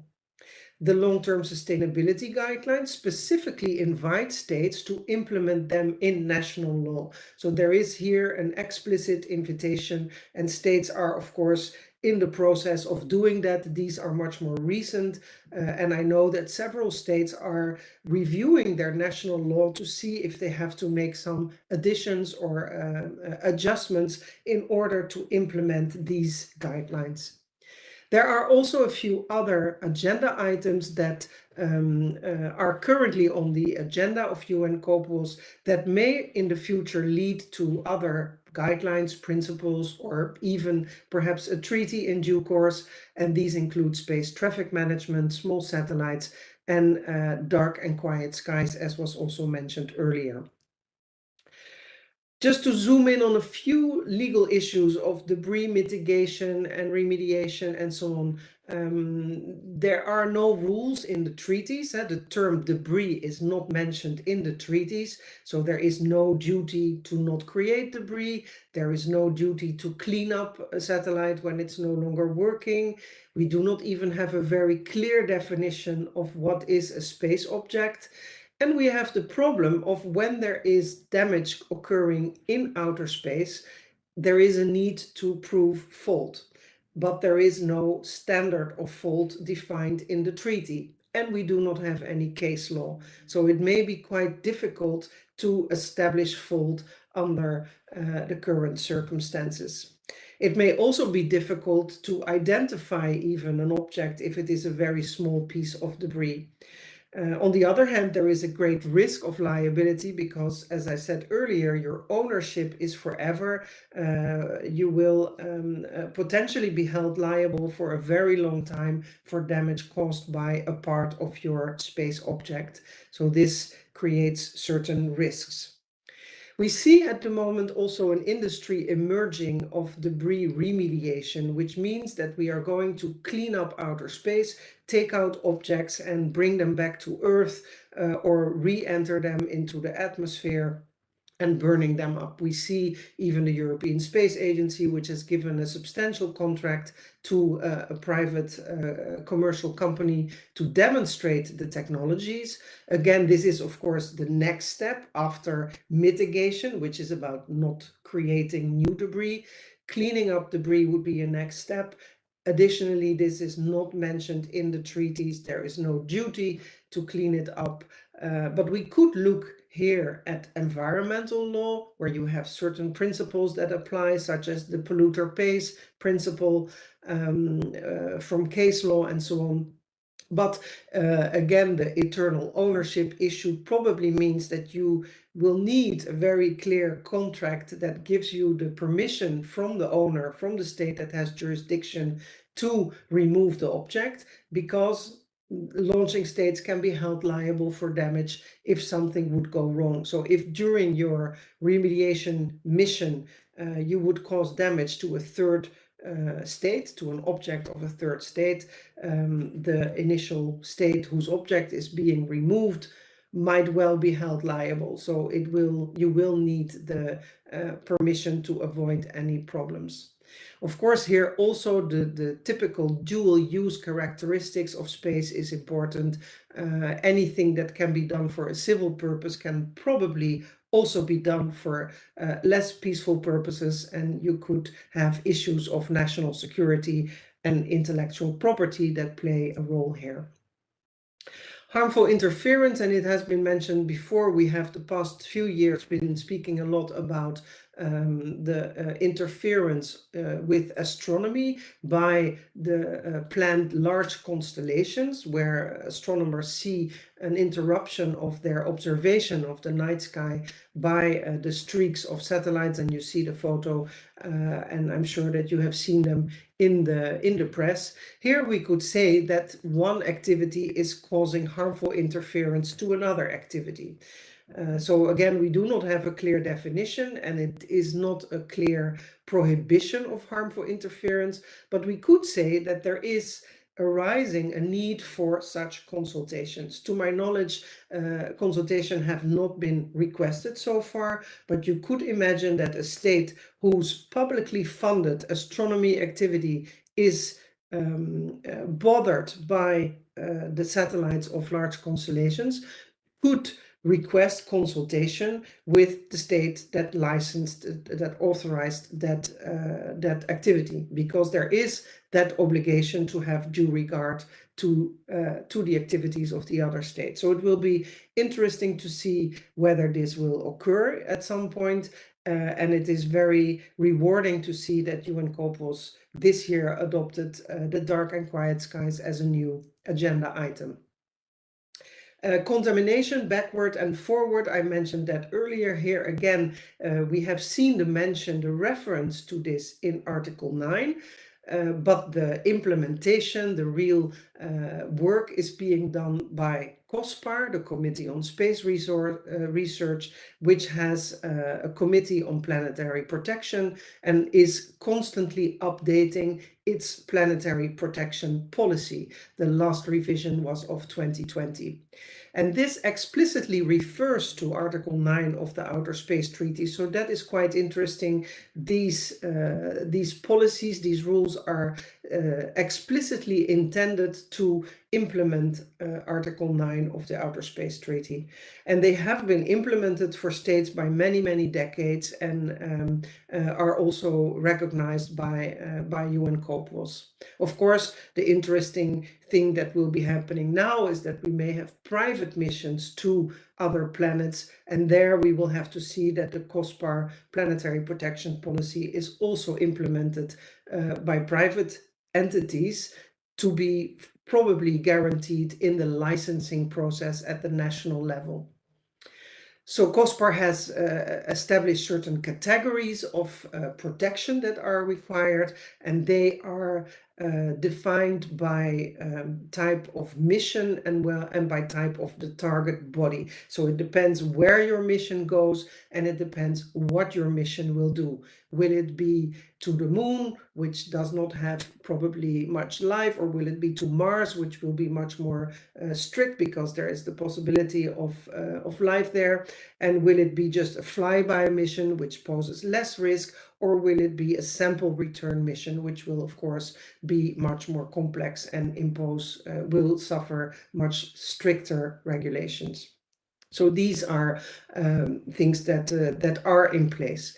Now, as I mentioned in the beginning, we see an interesting increase of industry initiatives, and I've just mentioned a couple here on the slide, but we see them emerging here and there. And I think that proves that the industry is also convinced of the need that we need to act to protect the environment and to protect the sustainability. So this is really a bottom-up approach that you see. The Net Zero Space Initiative was launched by Paris Peace Forum last November 2021, subscribed by many industries and space agencies, large operators, startups, who say by 2030 we need to stop creating debris and we need to start cleaning up space. The Space Sustainability Rating was launched by the World Economic Forum, which would mean that you attach a certain rating to an operator who complies with debris mitigation guidelines, and then you get a better rating, which can lead to cheaper insurance rates or other benefits that could be attached to having a good rating. And then also the Space Safety Coalition, which was an initiative that issued certain best practices of space operators. So we see that a lot of these initiatives are arising, and we also see industry developing the technology for removing space debris and for establishing space traffic management, space situational awareness. We see many private companies that are providing space situational awareness data and so on. And lastly, there is, as I mentioned, also that need for capacity building, and we've seen several examples of this, of which I've just listed two here on the slides. A few years ago, the UN Office for Outer Space Affairs, together with the International Telecommunication Union, published a very useful guidance document for small satellite operators about how you need to, on the one hand, comply with registration obligations, what information you have to provide to your licensing state, but also what do you need to do to obtain frequencies. Of course, these are two parallel things that small satellite operators will have to know about. So this guidance booklet was a very useful initiative. Likewise, the Secure World Foundation has published a handbook for new space actors in, I believe, 2017, which can be downloaded free of charge from the website of Secure World Foundation, and which gives guidance to new actors, and that includes both new countries, smaller countries, aspiring spacefaring nations, which may not have agencies or many space law experts and so on, but also small companies and startups who also likewise may not have the required knowledge and experience. And so these are also useful initiatives, in my view, to ensure the sustainable use of outer space. So I hope to have shown that the environmental concerns are increasing for sure. There are many different users and actors, and in principle, these are positive developments, but we need to be aware of the negative impacts and try to mitigate against that. Of course, we know that nowadays COPUOS has a wonderful membership of 100 member states. And that is really a very good news, but it also means that the traditional method of reaching consensus on every document that is adopted is becoming more and more complex. And we have seen that it can take many years before consensus is reached. We also are dealing with all the large constellations of thousands, tens of thousands of satellites, which will even more amplify the problem, specifically in low Earth orbit that I described. We will also be having new human missions to Moon and Mars or even beyond, and that will also create new issues of waste management, for instance, on the Moon. We may also have to again, excuse me, update the planetary protection policy to address also the issue of private missions to other celestial bodies, and how do we ensure compliance with the policy by private entities. That will be important. So I believe that in the end, it will be very important to continue to have regulation and consultation in our only multilateral forum where all states have a seat at the table. Of course, our beloved COPUOS, the Committee on the Peaceful Uses of Outer Space, but we have to also continue to strive for national implementation of the soft law instruments that can be adopted in its realm. And we will have to also pay special attention to the continuing supervision of private activities. So it is not only authorization that is required by Article 6 of the Outer Space Treaty, but it is also an obligation of continuing supervision. And there, I think we have to place more emphasis on that. And then also, I think we should continue to follow the initiatives of industry in terms of self-regulation, which can definitely also in the interim, waiting for international agreement, provide certain solutions and pave the way for international agreement. And I believe that that was my last slide. And so I thank you for listening, and I will be very happy to take any questions, and I will stop sharing my screen. If I can find doing that.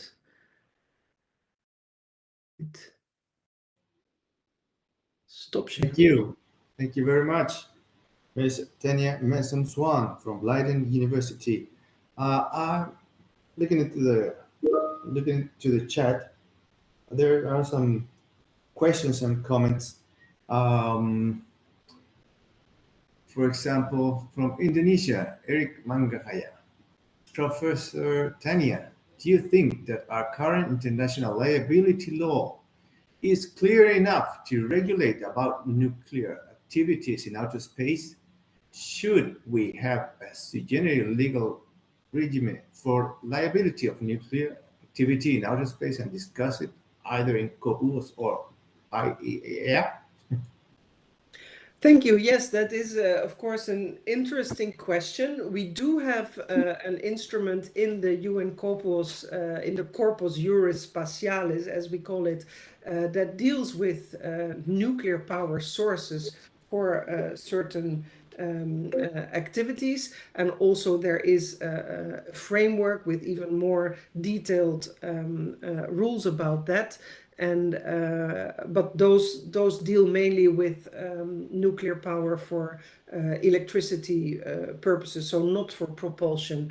It is likely that in the future, we will need nuclear power for also propulsion means. If we would like to go to Mars, either we spend 7 to 9 months on a spaceship, or we decide to use nuclear propulsion, and that could then get us there faster. But that means also that we will need clear guidelines on doing that safely.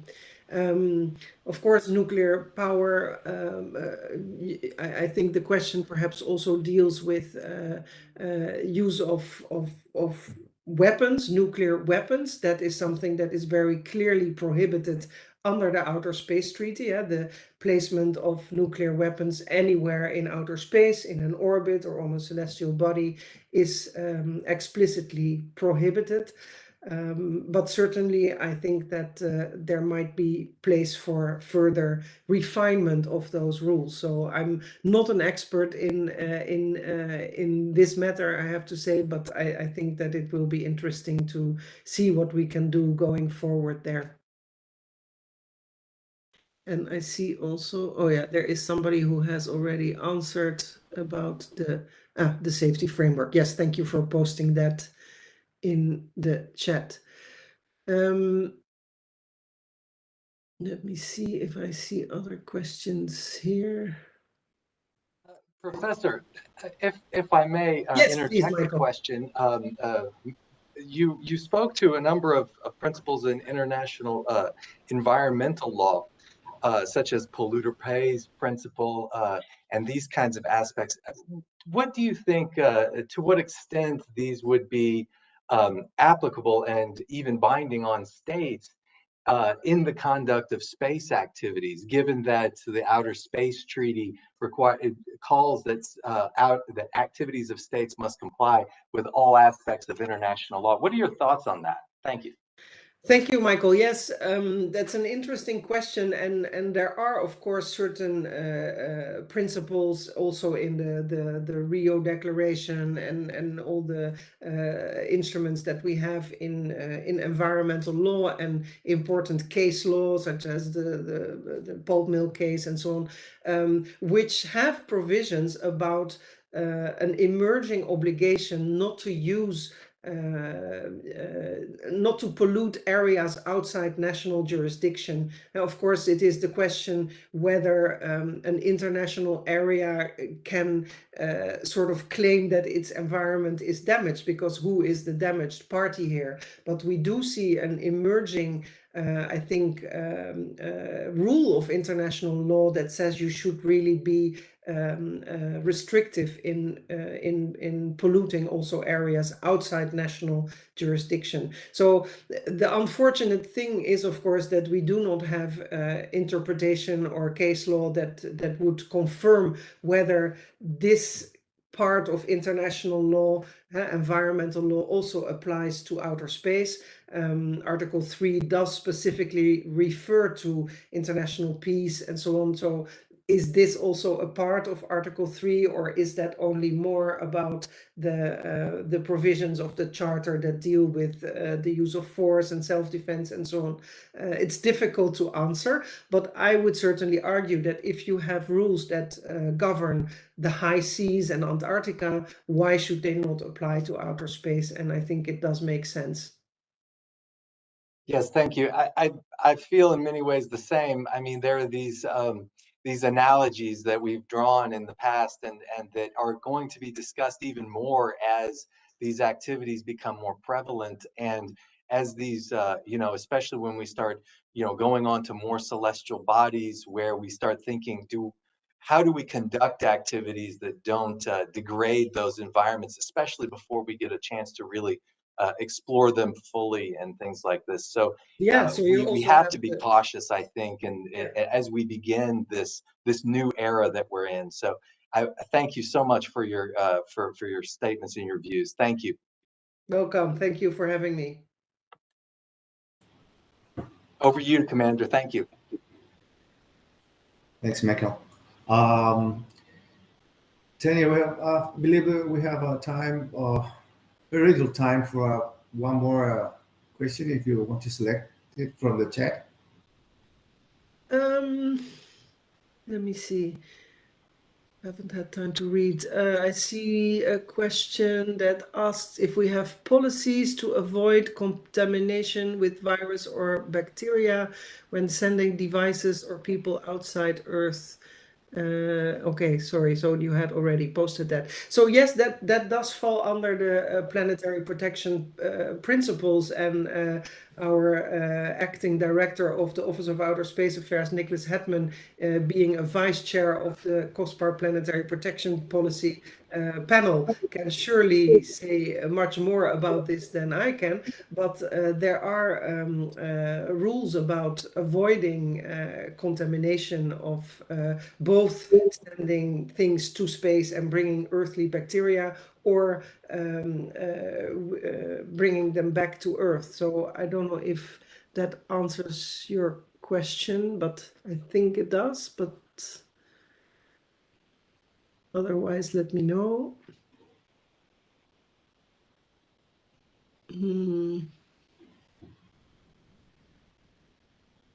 Can we create a legal framework for debris recycling system to collect out of order objects? I think here this is also an interesting new industry that is emerging, because that is about perhaps recycling, refurbishing, repairing objects in outer space. So that is connected to the technology of removing debris. You could also go and repair debris, or you could recover materials from satellites that could be reused, for instance, to make another satellite, or to use them in a settlement on the moon, or things like that. So all these new activities, I think there is an interest on behalf of industry to develop these technologies, but it will create quite a few legal questions that will have to be solved, that are all connected to that fact that I insisted heavily on, that your ownership and your potential liability as a launching state of an object may last very, very far into the future. And so I believe that at least in the beginning, there will be a great need for contractual agreements between the parties carrying out these activities, so that all these matters can be clearly laid out. And so I think that is also nice news for the young generation of space lawyers, because there will be a need for clear understanding of all these details, and to put that down in clear contracts, until we have perhaps eventually a regulatory framework spelling out the details for that. So maybe that answers the question. Tanya, it's Yes, Nicholas. yeah. Yes. Very, very quickly, that's because I read that question that you answered, and just to make it even more complex, if we read Article 9, which is a very, very, very difficult to interpret, it says that states parties to the treaty shall pursue studies of outer space, including the moon and other celestial bodies, and conduct exploration of them, so as to avoid their harmful contamination. So here we have the complexity is harmful contamination is not identified. It's not defined in the treaty. And with this language of Article 9, you could say that contamination applies to all areas of outer space. It's not only the moon and other celestial bodies, it's also outer space, the void space. COSPAR is more concerned with planetary missions, so the moon and other celestial bodies, but it opens up actually a question of whether harmful contamination then relates to all space activities, even orbital activities in the near-Earth environment. So it's actually quite an interesting topic, that I must say. Thank you. Wonderful. Thank you for clarifying that. And I knew that you would have something to add there. Thank you, Nicholas. Well, thanks again, Ms. Tanya Mason-Swan. I believe we have a break now, a 15-minute break. So I would want to thank again to all of our attendees. I've seen people from everywhere in the world: Indonesia, Venezuela, Paraguay, Punta Arenas, Chile, Thank you. So it's now 11:08 in Chile. We'll see you again in 15 minutes. Thank you very much. See you soon.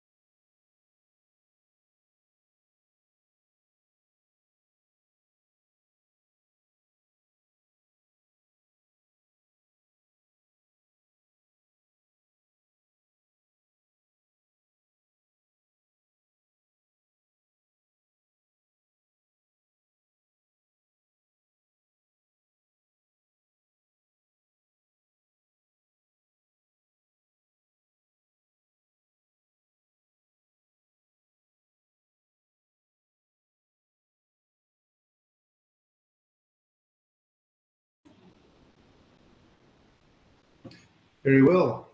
Welcome again to everyone. Greetings from Chile, Santiago. I see Jorge Viveros from Scotland sending greetings. Again, Indonesia.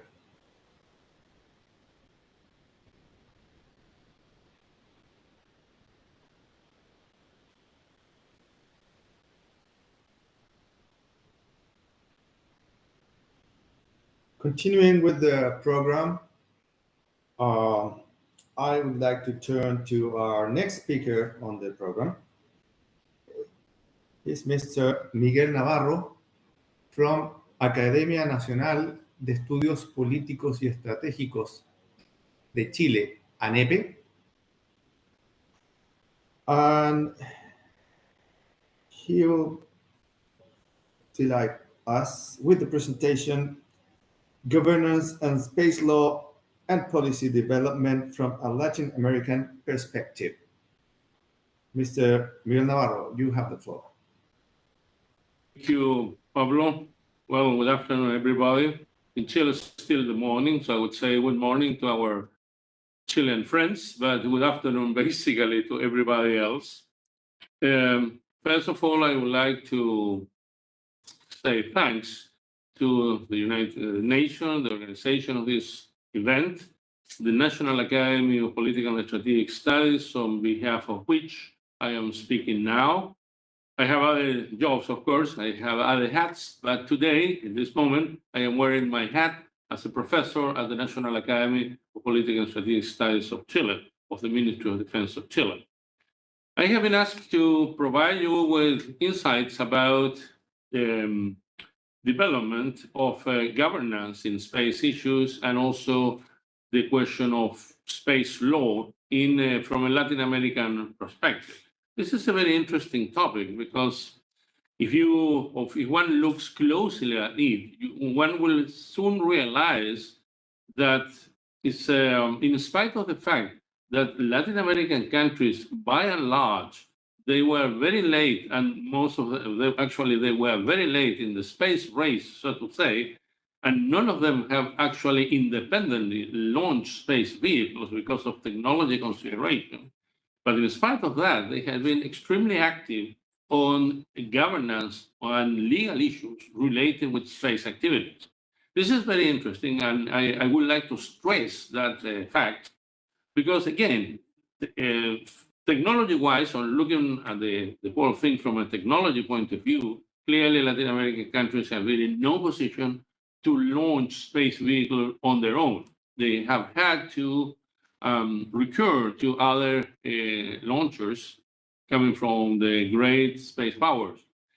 But in spite of that, I will again stress the fact that they have been extremely active.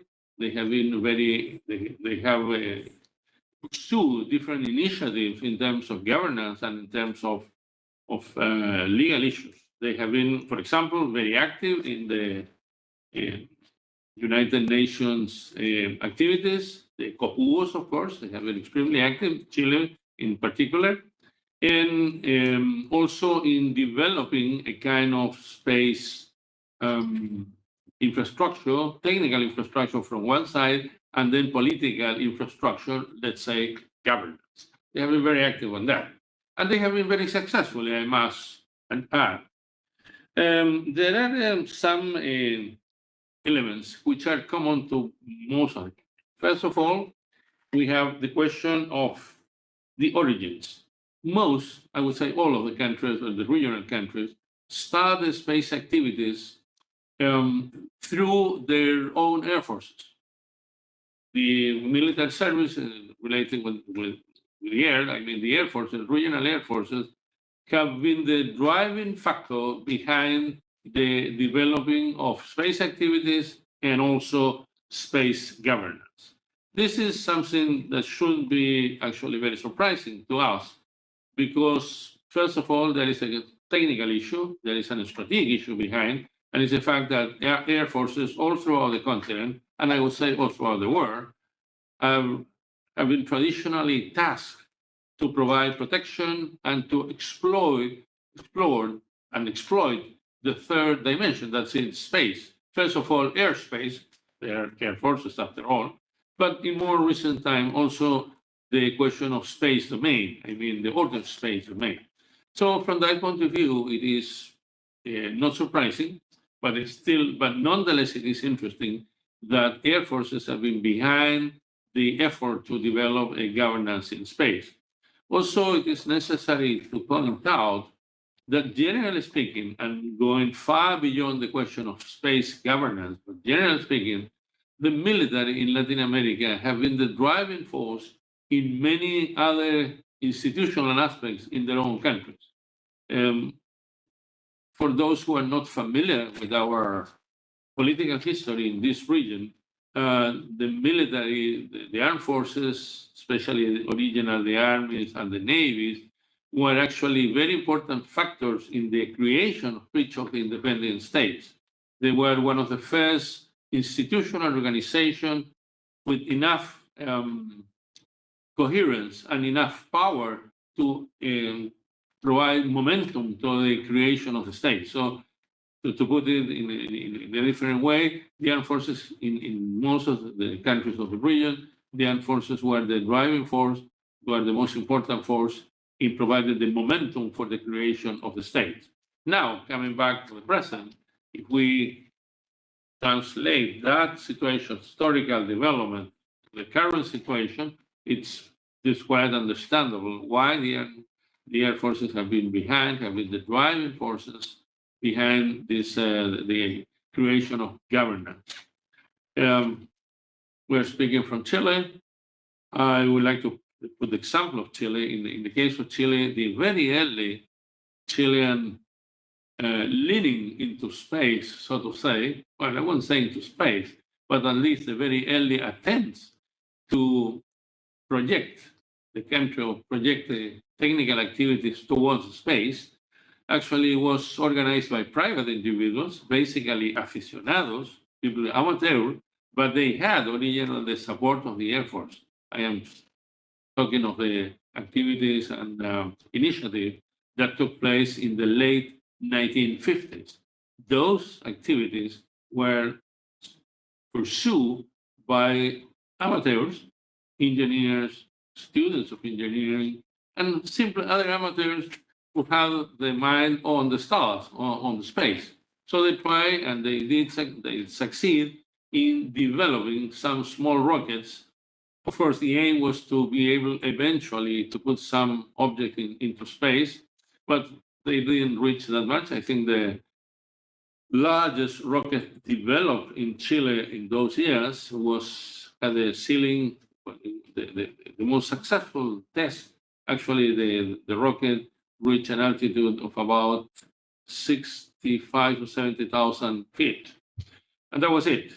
After there was a hiatus after during the 60s, very little was done on that. But the important and interesting issue here is those amateur people, they were really amateur, they were actually supported and by the Air Force, and the Chilean Air Force provided the grounds for where most of the testing took place. That was very important because it actually shows the commitment of the Air Force in terms of supporting these activities, which were even not still in the space, not yet in the space, but they were actually aiming at the space. Of course, 70,000 feet is not enough to reach even the lower levels of outer space, but still shows that there was an attempt, there was an enthusiasm on getting Chile into a space track, and the Air Force was very important.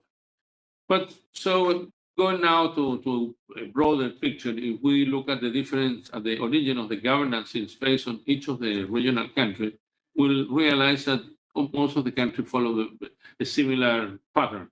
The Air Force was originally behind the efforts of those countries to provide the most basic element, the most basic strata to start the space activities on the technical side, but also to provide the legal and administrative framework for developing those activities, for supporting the development and the policies regarding the technical space activity. So again, the military were very important in this issue. And this is something that you can see basically all throughout the region. The origins are very similar. Some difference one here and there, but there is a main line that you can identify in which the military were very active originally, and then slowly civilian government institutions began to take over the space governance. And that's, I think that actually this development provided a very effective way of creating that governance. Regional momentum coming from the military side, but then slowly the civilian side of the administration began to take over and began to actually take over, but without getting rid of the military presence, but instead integrating the military into the resulting governance. That's very important. That's very interesting to stress. I want to stress that fact. So we can see all throughout the region a similar pattern, but given one change from here and there, some slightly different here and there, but the general pattern you can actually identify throughout the region. It's not very different from what happened in other countries, I would say. Other countries, of course, and especially more developed countries, were able to develop a kind of civilian basic governance and civilian technical organizations dealing with space. But the military were somewhere basically there everywhere. But in Latin America, that was actually more perceptive. Of course, not all the countries have the same level of development in terms of technical issues, but also in terms of political issues. Not all of them have it. But again, you can identify the general pattern. And going to some specific issues and other characteristics of the development of governance in Latin America and in general space activities, you can identify some basic traits, different traits in terms of the aim of the space activity.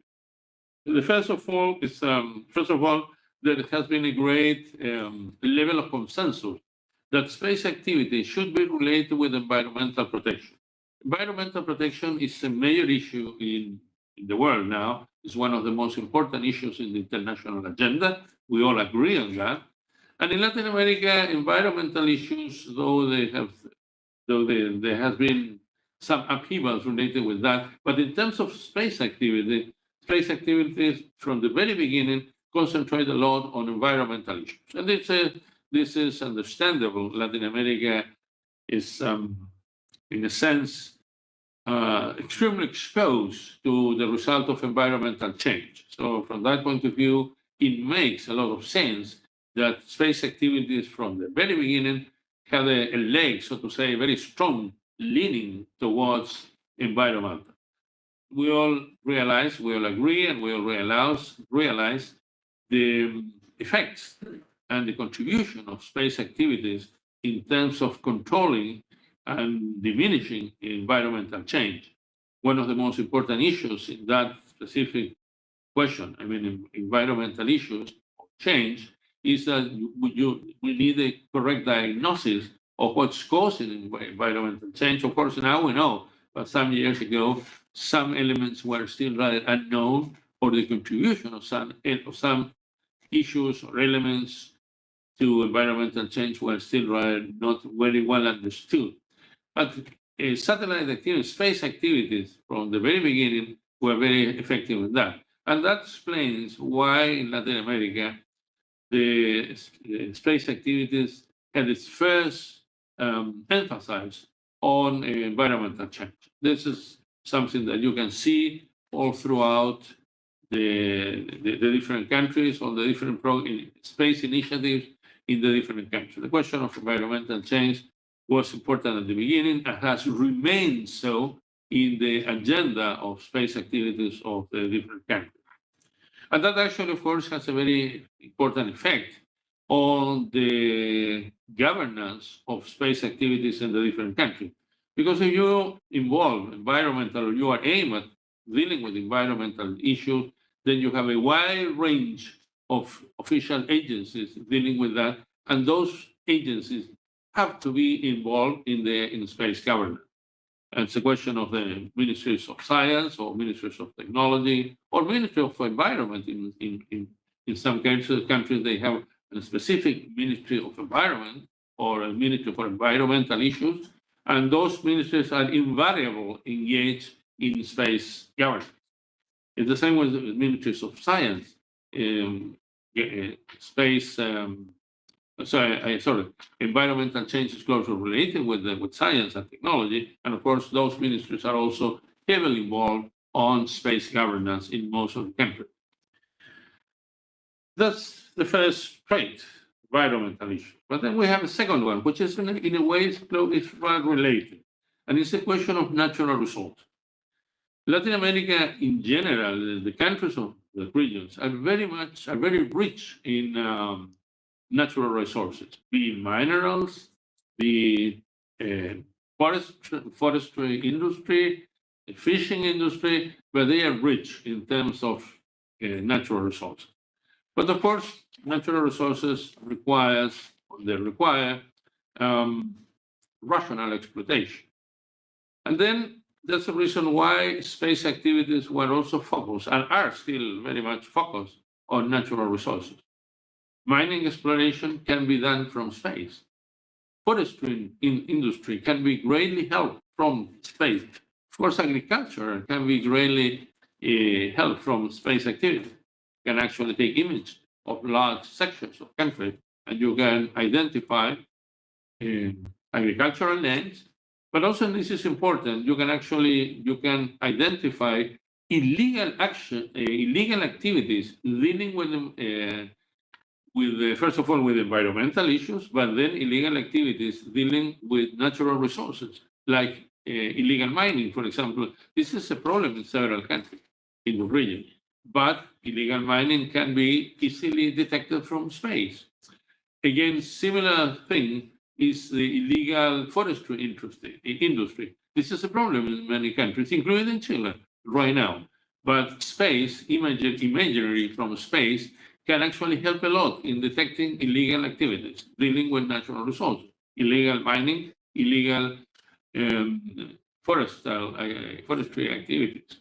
So the second trait I would like to sum up is the concentration of space activities in dealing with natural resources. And this, again, is very helpful. Again, I would like to stress that Latin American countries are mineral and natural resources rich, so to say, but they need to be explored, first of all, detected, identified, and then that, again, space activity can help a lot in terms of helping the rational exploitation of natural resources. And then, of course, this is linked with environmental issues.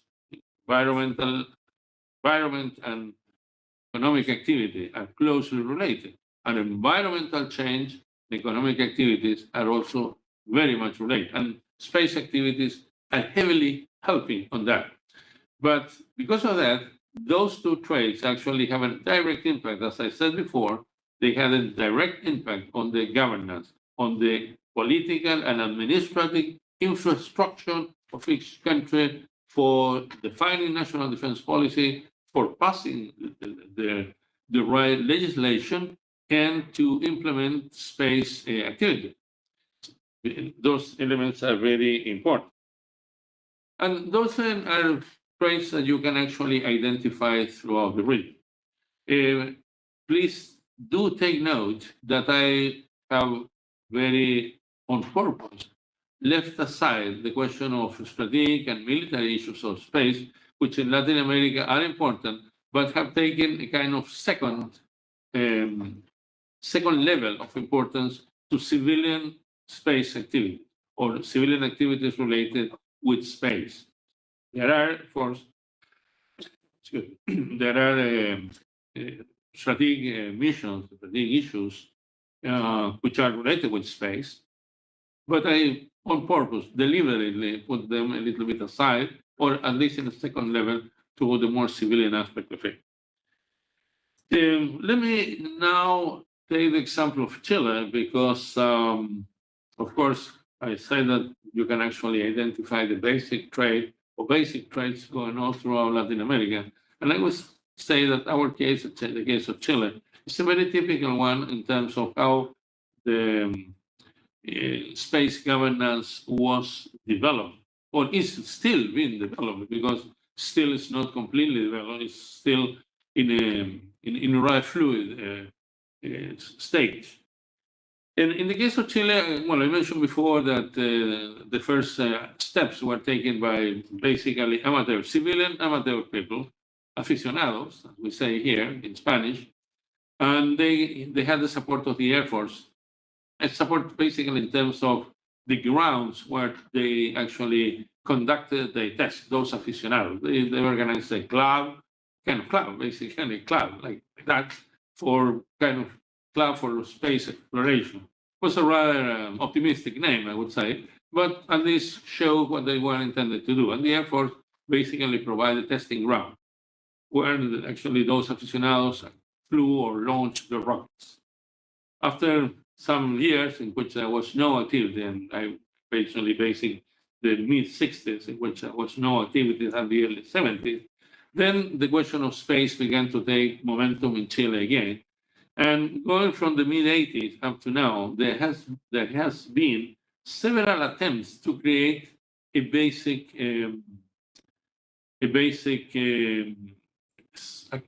administrative infrastructure, and I would say a basic governance. We have gone through different stages. But the important thing, and this is what it is typical in the region, is that in all those original attempts, the Air Force and or the Ministry of Defense were involved, especially in some years ago, the Undersecretary or the Subsecretary for Aviation was originally involved. Of course, the Air Force and the Subsecretaries in our original system were different organizations. The Subsecretary was part of the Ministry of Defense. The Air Force is, of course, the service, Chilean Air Force. But they were both originally involved, and they have been, the governance have been going through different stages, different elements, different attempts to create, which is in the end, the final aim is to create a Chilean space agency, as we call it here, the Chilean NASA equivalent. Of course, it's a far cry, and we are working in a much smaller scale, but this is the true aim now. So after many upheavals, I would say, now the administration has created an advisory committee to the president on space matters. It was actually created officially on the 15th of March, 2022, and it is called Advisory Commission to the President on Space Matters. Rather grandiloquent name, but it really shows what it is. The idea is to, through this body created fairly recently, as you can say, basically 60 days ago or something like that. The idea is to provide the president with enough information to define space policies. That's an important issue, because in the Chilean system, the president is the current constitution, I would say, the president is the key political figure in the country. He has most of the initiative in legal matters and also, of course, in administrative matters. So the idea is that the president needs, the underlying idea is that the president needs an advisory body to allow he or she to develop coherent and permanent policies. And so this is the basic aim of the advisory committee. It is composed by representatives from different ministries, and is headed actually by the Minister of Science, which actually again shows the pattern which along which space governance has been developed in Latin America. And within that advisory committee, we have an executive committee, which is the one providing the advisory committee with all the technical staff that it would be necessary for the technical committee to advise the president. It's a rather complex, it is a rather complex scheme. There's an advisory commission to the president, and then there is the advisory committee to the commission. But it's very typical on how things work in Chile from an administrative point of view. And this is a more technical one. And here, in this specific committee, the technical committee, the Air Force has a very leading role. So it's, we are now, and the final aim of this initiative is to create, as I said a few minutes ago, is to create the Chilean Space Agency, which will be the political and administrative body dealing with all the issues related with space activity.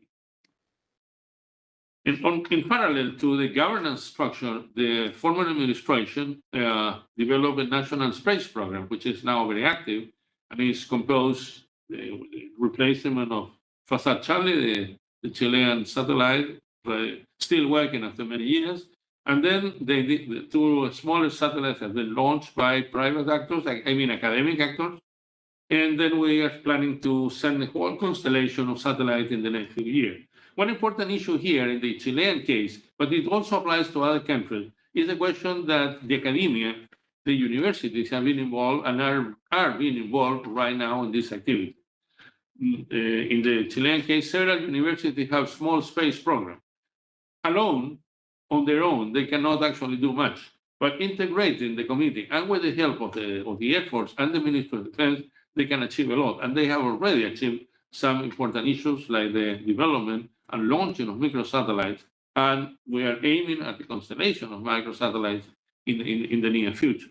So you get, through our system, one can appreciate the advantage of getting all the effort together and providing coherence and basic political support for all these initiatives.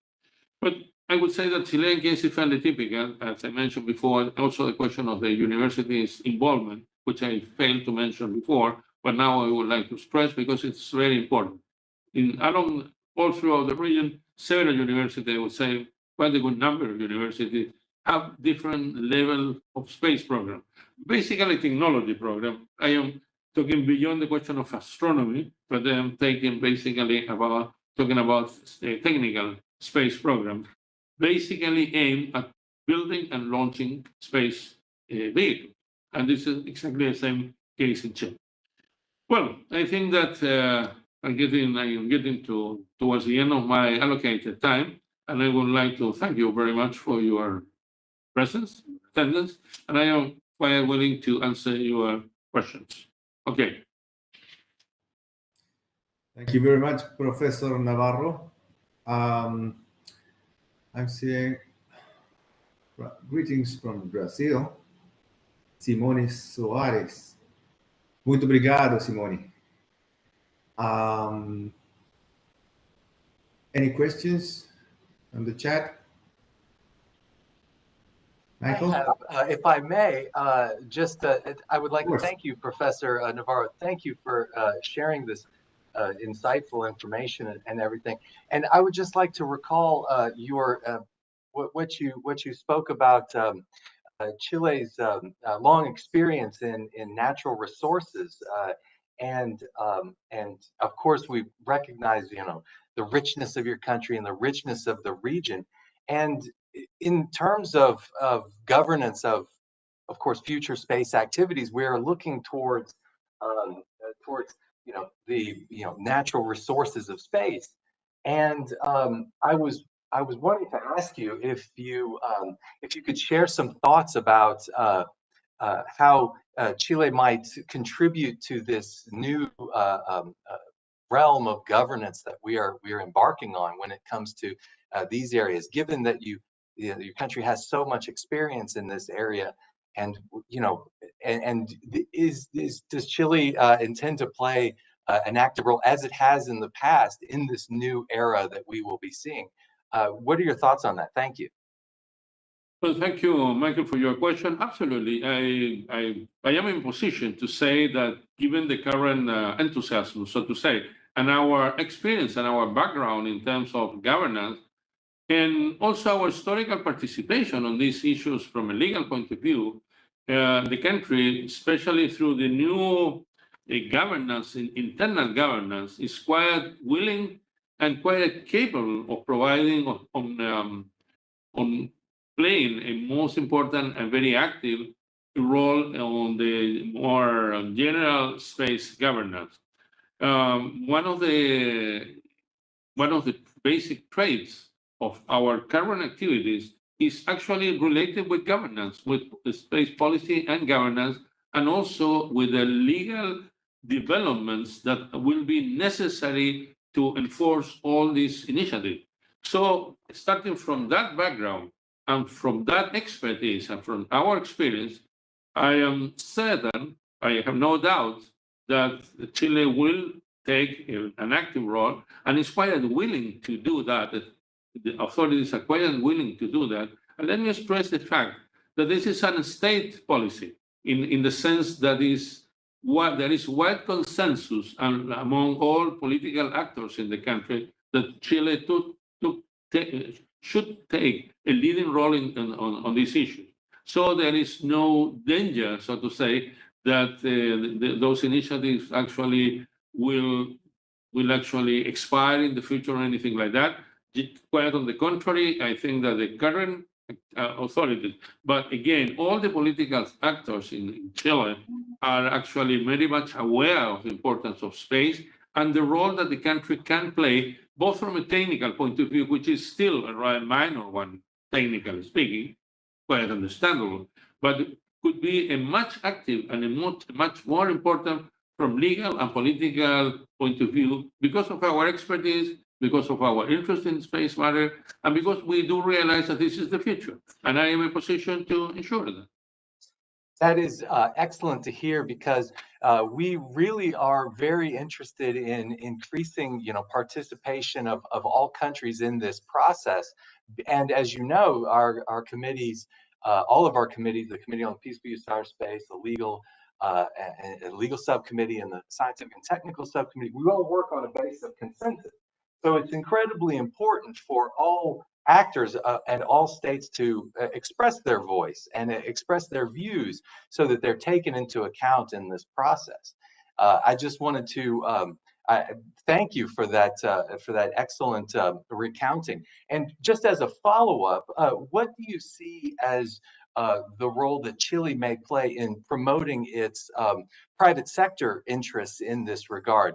Do you think that there could be an opportunity for Chile to work more or to develop its private sector so that it might take advantage of this new burgeoning area of space exploration? Thanks.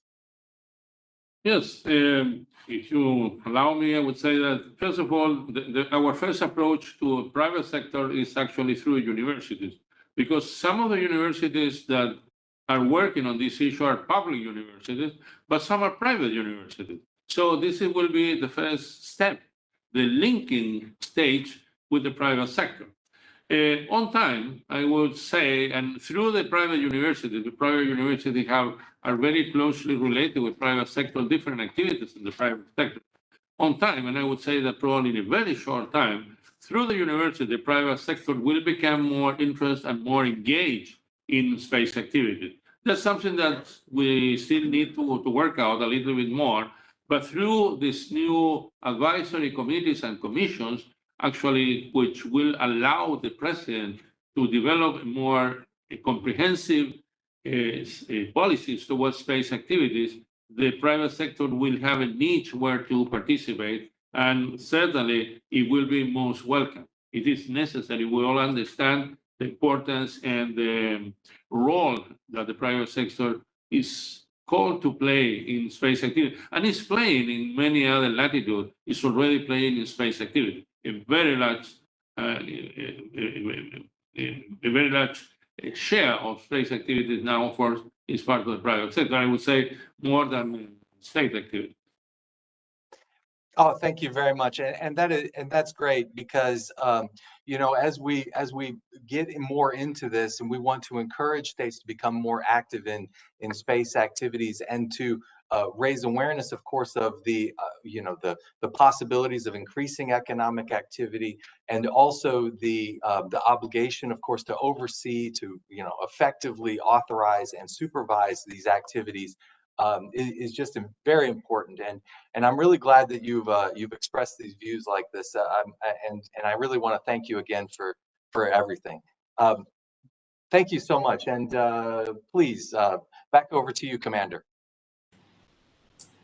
Thanks, Michael. Well, I think the key words here are cooperation and collaboration, national, international, public, and private. Thank you very much again, Miguel. I think You're welcome. we're able to pass to our next presentation.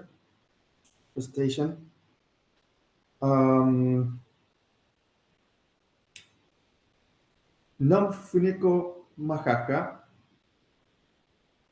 the actual chair of the legal subcommittee of UN COPUOS, we are delighted with the presentation norms of the role of the legal subcommittee of COPUOS in the global governance of outer space activities. Please, Nomfuneko, you have the floor.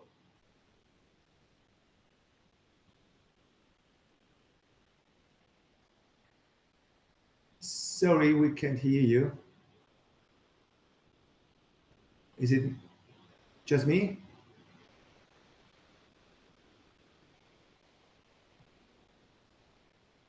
Ma'am, I think you are on mute.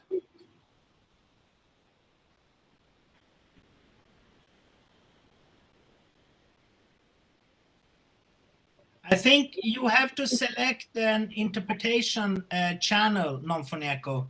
So you click on that little left-hand side globe down at the bottom, and you select, for instance, English, and then it might work. And I think you're also on mute.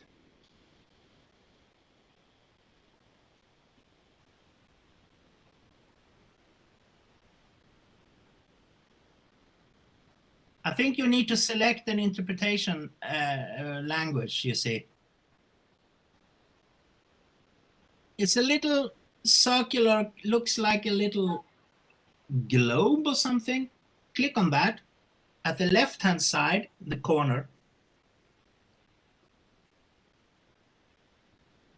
And select the language.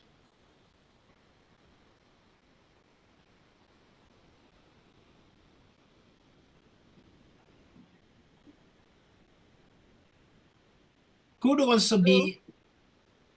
Yes. You can hear me now? Oh, great. Yes, yes. Wonderful. Thank you, ma'am. Wonderful. Okay.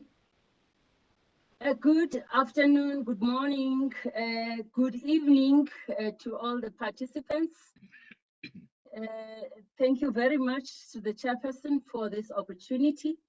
I'd like to thank the Chilean organizers for this conference, together with the United Nations Office on Outer Space Affairs. It's one of the great arrangements that we are seeing on international cooperation, regional cooperation in space activities. Thank you very much. We may go to the next slide. My contents of the presentation will deal with the origins of the United Nations Conference on Space Law and Policy. I found that to be important because this is one of a series of conferences on space law and policy. Then I will talk on the United Nations Committee on Peaceful Uses of Outer Space, as I'm representing the United Nations today as the chair of the LSC. I will touch on the corpus membership, the mandate of the legal subcommittee, the role of this committee, and the new developments that we have seen taking place now that the professor has mentioned as well, together with the host, Michael. Next slide. Yes, going on the origins, the SLC originated from the third United Nations Conference on the Exploration and Peaceful Uses of Outer Space, which is UNISPACE +3, that was held in Vienna in 1999. This origination was there to promote the development of space law to meet the needs of the international community. So that development is still what the UN USA and UN COPUS are still trying to pursue today. This very important development was affirmed by the committee in its report to the General Assembly review of the implementation of recommendations of UNISPACE +3 in 2004. That means 5 years later, then it was reaffirmed by the General Assembly. So we have seen then a series of events jointly held annually by the UN and the regions of the world started in 2018 in the Russian Federation, Turkey, together with the Asian Pacific Cooperation in 2019, and we have seen the African one in 2020 and this regional coordination conference today. However, it's important for us to mention that these SLCs were preceded by a series of capacity building workshops. There were workshops that were held by the USA in cooperation with a number of countries across the regions of the world. That started much earlier than 2018. Next slide. Yes, these were these workshops that we've seen in the Netherlands in 2002, the Republic of Korea the following year, followed by Brazil, Nigeria in 2005, Ukraine in 2006, Iran 2009, Thailand, Argentina, China, and one at the VIC in 2016. As I've mentioned, the last SLC was for the African region that was held virtually in December 2020. Unfortunately, that was at the time of the pandemic and was hosted by Economic Commission for Africa, or the Africa Union Commission. During this last SLC, importance was noted for continuation of more conferences to enhance capacity building in space law and policy for the space community. Hence, we have this gathering here today. It's on that pursuit to actually continue with this capacity building in space law and policy. The capacity building is becoming more and more important nowadays as we see an increased number of actors, being public and private actors, a number of space activities, and this is more important for developing countries because the developing countries require to have and implement their policy and legal frameworks such that whatever is happening in space is properly guided and according to the global space law. So a need to develop national legislation is becoming equally critical, as I've mentioned, to provide operational guidelines and to create stability as well as peaceful use of outer space by all space actors. Next, thank you. Nonfuneko, can you speak a little bit louder for the interpreters? Okay, thank you. I'll try that. Yeah. Later. Thank you. Is it better now? Yeah, continue. Okay, thank you. Now moving on to the COPUS. The COPUS was actually started in 1958 as an ad hoc body, and in 1959 established as the permanent body through a General Resolution 1472 of 14. And the COPUS actually is working on a principle of consensus, such that all the member states can agree on a certain notion.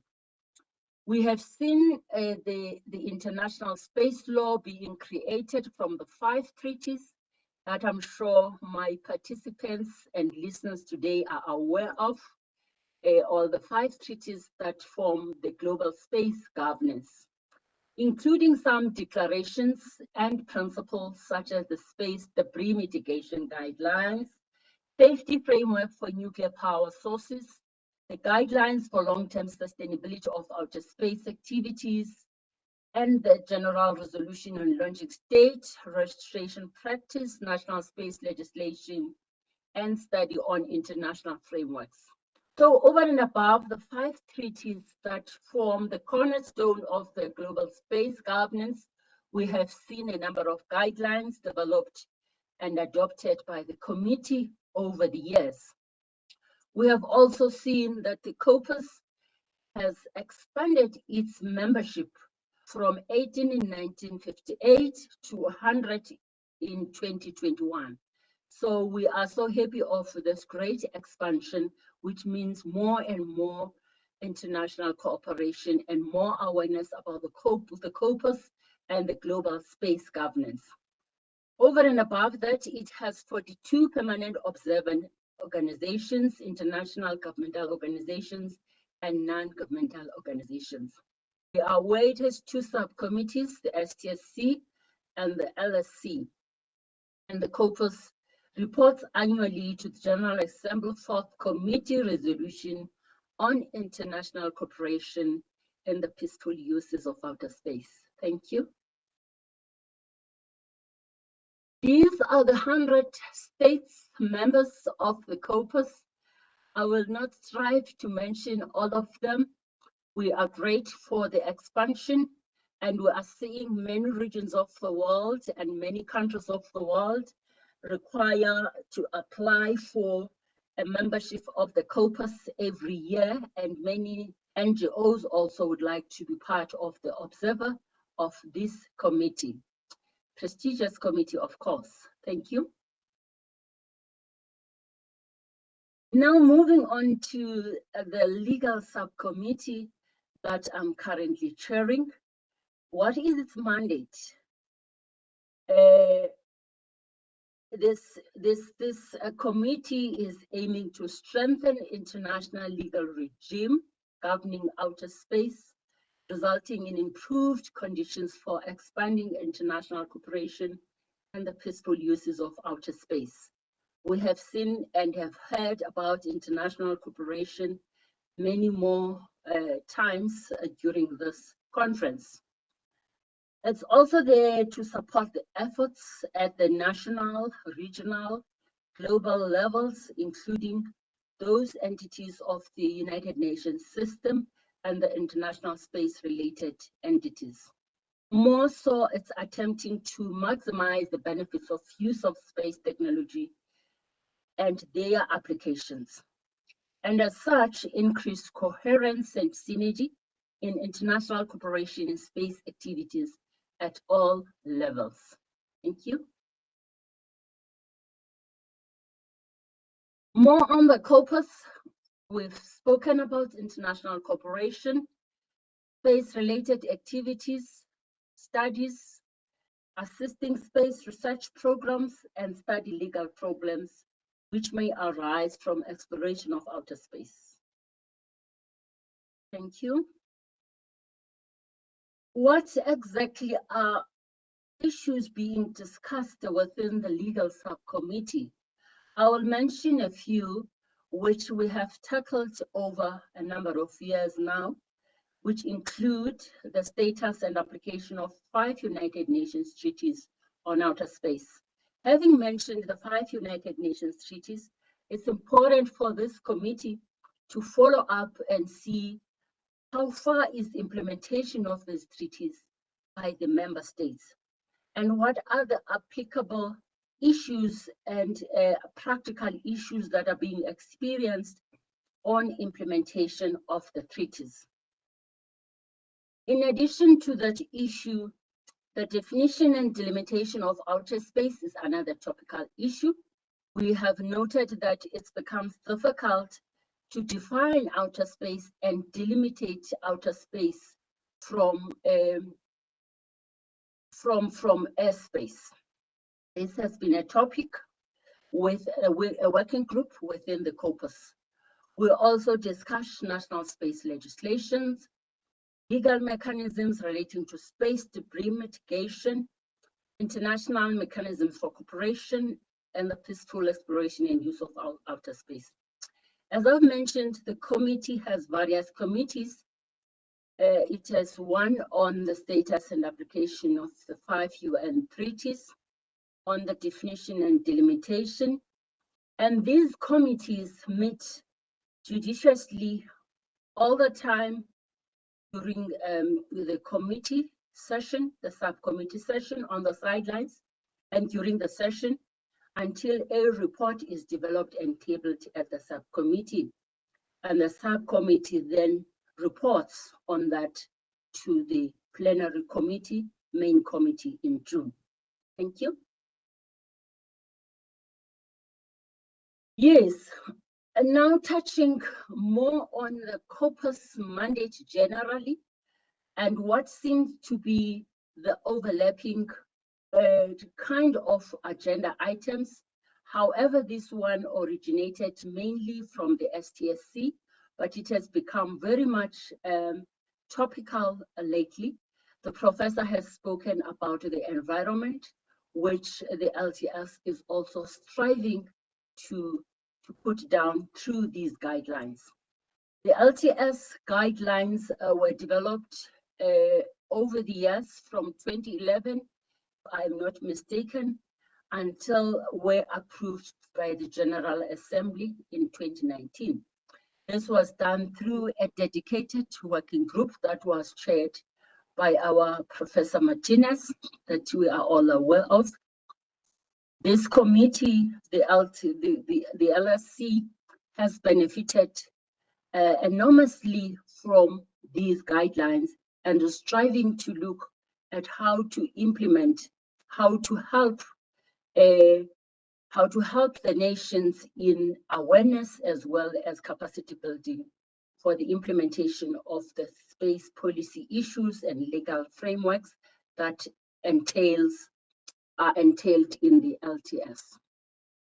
So within the LTS, the objectives were identified as some activities of long-term sustainability. Measures were proposed to enhance this sustainability, and then the voluntary guidelines were produced to reduce risks for long-term sustainability.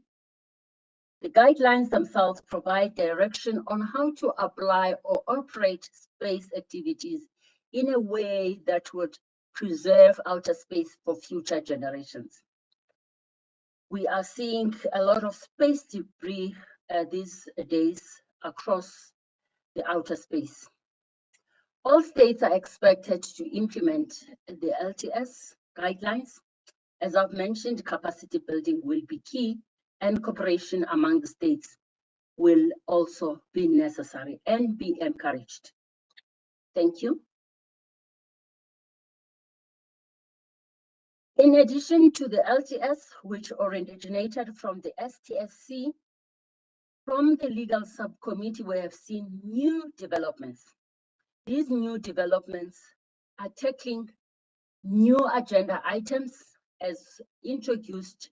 The latest of those were the item and the working group on the general exchange of views on potential legal models for activities in the exploration, exploitation, and utilization of space resources.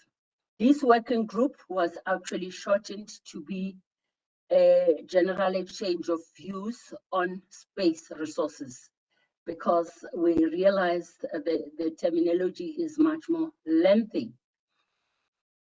And what is this working group and this item trying to achieve? Is there to collect relevant information with respect to activities in exploration, exploitation, and utilization of space resources. This is with respect to scientific and technological developments and practical practices. It's also there to take into account the innovative and the evolving nature of these technological developments that we have mentioned. The working group is there to study the existing legal framework for space activities, in particular, the Outer Space Treaty and other applicable UN treaties, and other relevant instruments that we have mentioned earlier on.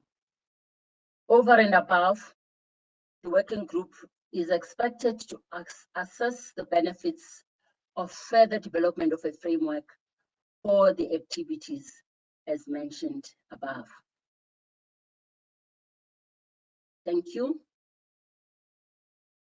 So as we are mentioning the new developments, I must mention, as we are in this region today, and I'm coming from the Africa region with developing countries, that these countries tend to benefit in forming part of the discussions I've just alluded to from inception, as being provided by the UN, as UN provides a balanced, consensus-based international multilateral platform. During the sessions, as I've mentioned, what else do we see as beneficial? We see various technical presentations. We see a hosting of symposia. For instance, in the recent past, we have seen a symposium between legal and diplomatic experts, such as the ISL and the ECSL, being hosted. And those symposia bring in robust practical debates that benefit all of us as the members and the NGOs, the observers within the committee. Within the sessions, we as delegates share our experiences on national space governance, and we tend to have a number of experts from non-governmental organizations as the observers, as well as from the member states. All those share their own perspectives, and from those we can draw very much keen lessons. Thank you. Then on my concluding remarks, I'd like to just stress one or 2 points, as I have mentioned throughout the presentation, that the LSC becomes the primary forum for international space community to engage, such that we can promote and uphold and strengthen the global space governance. Also very much key to enhance international cooperation between regions and the countries of the world, providing a stable multilateral forum to discuss and implement legal frameworks, declarations, guidelines, and principles. And the UN also provides the secretariat services for the corpus and is doing a very good job in keeping an institutional capacity of this big committee. Thank you. That will be the end of my presentation. Thank you, everyone, for your attention. Gracias to all the participants. Thank you. De nada. You're welcome, Natsuneko. Thank you very much to you. I'm seeing the chat. There's Mark Mayer. There's some question to you. In which way could space awareness be promoted to the public press? Do you think you're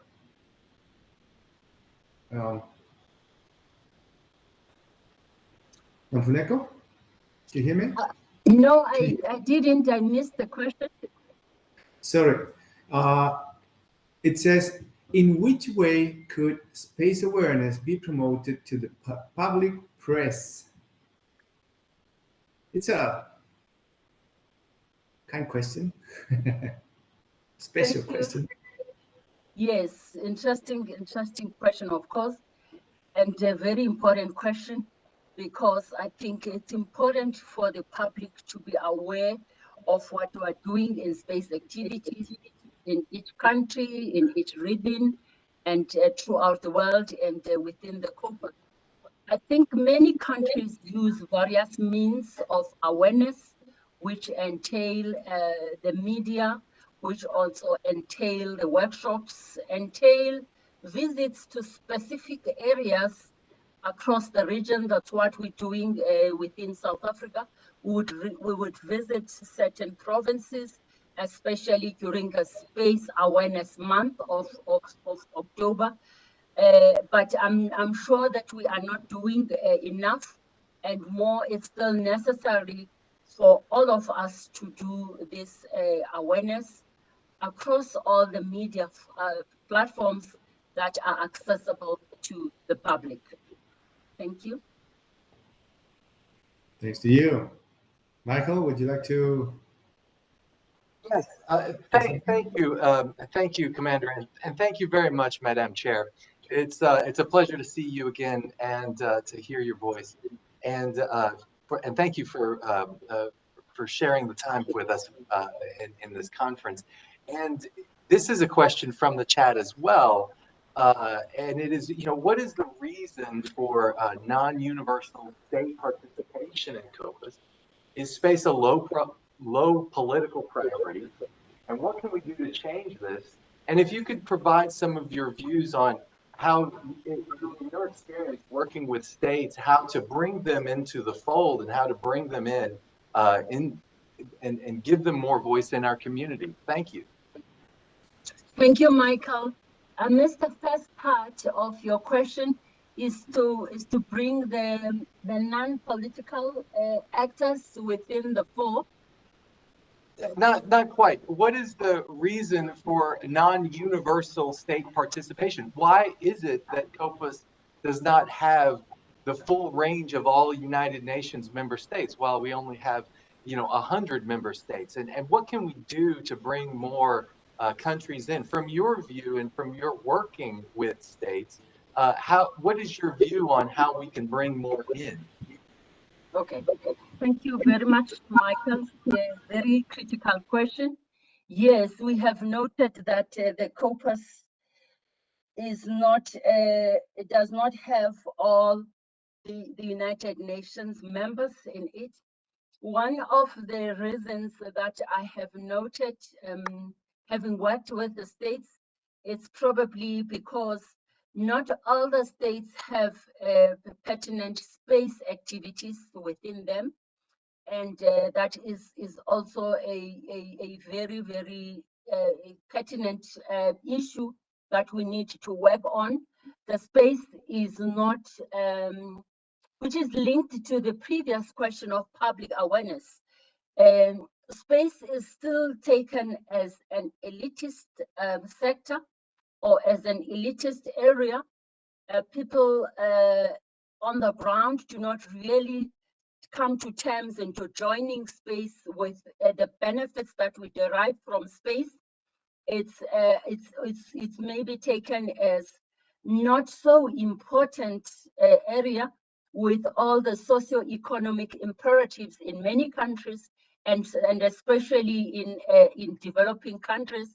But that is something that we need to work on as we move along.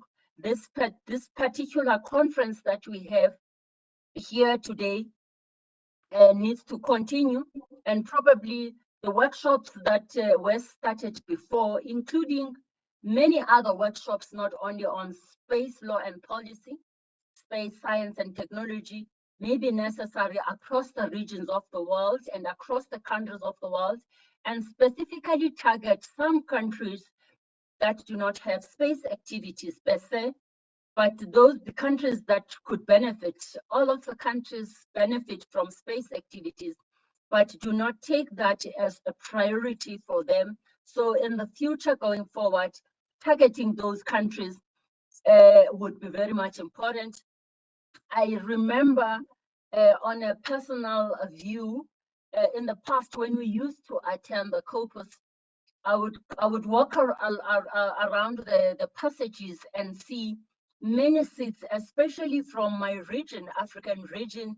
Many countries would have seats, but there would not be a person behind the flag, which is a problem that we would like to see being challenged and assisted with going forward. So there's still more to be done by the corpus, but there's still more to be done by the political actors in most countries. Thank you. Yes, I agree fully. Thank you so much for your views and your your personal experience with this. And we have. Michael, can I just come in here and support Non-Funeko, if I may? Thank This you. is Niklas. Thank No, you, I just Niklas. wanted We to love the support. No, and Non-Funeko, I agree entirely. And what you Nicholas, you're muted. which No, you're not muted. He's not muted. No.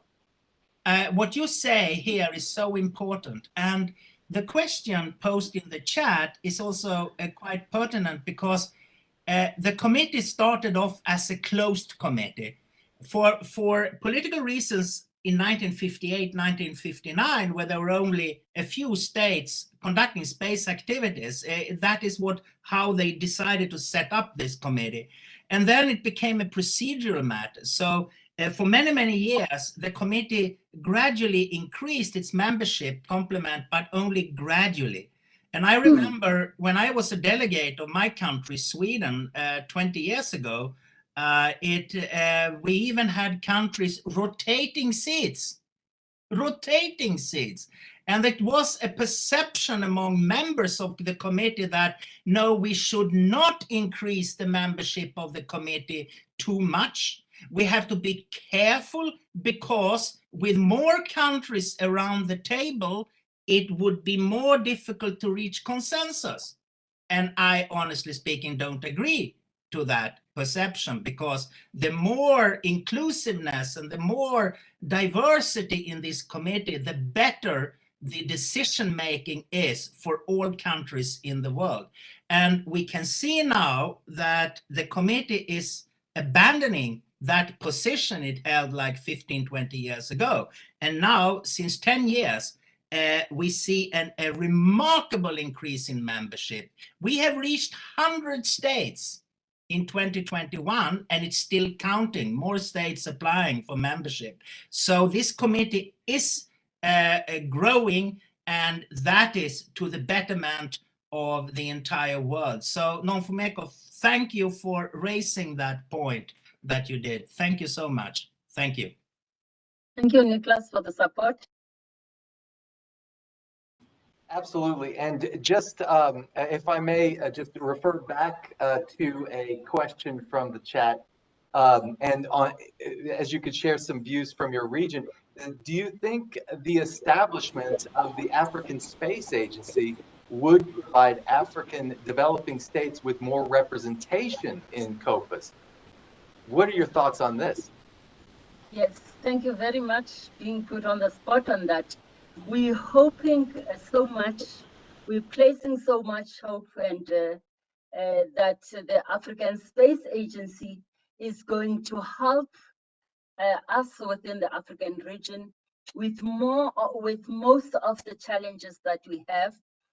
Those having been mentioned here as awareness, those being mentioned here as actually ensuring and making sure that most countries of Africa are aware of what we can actually benefit from space activities.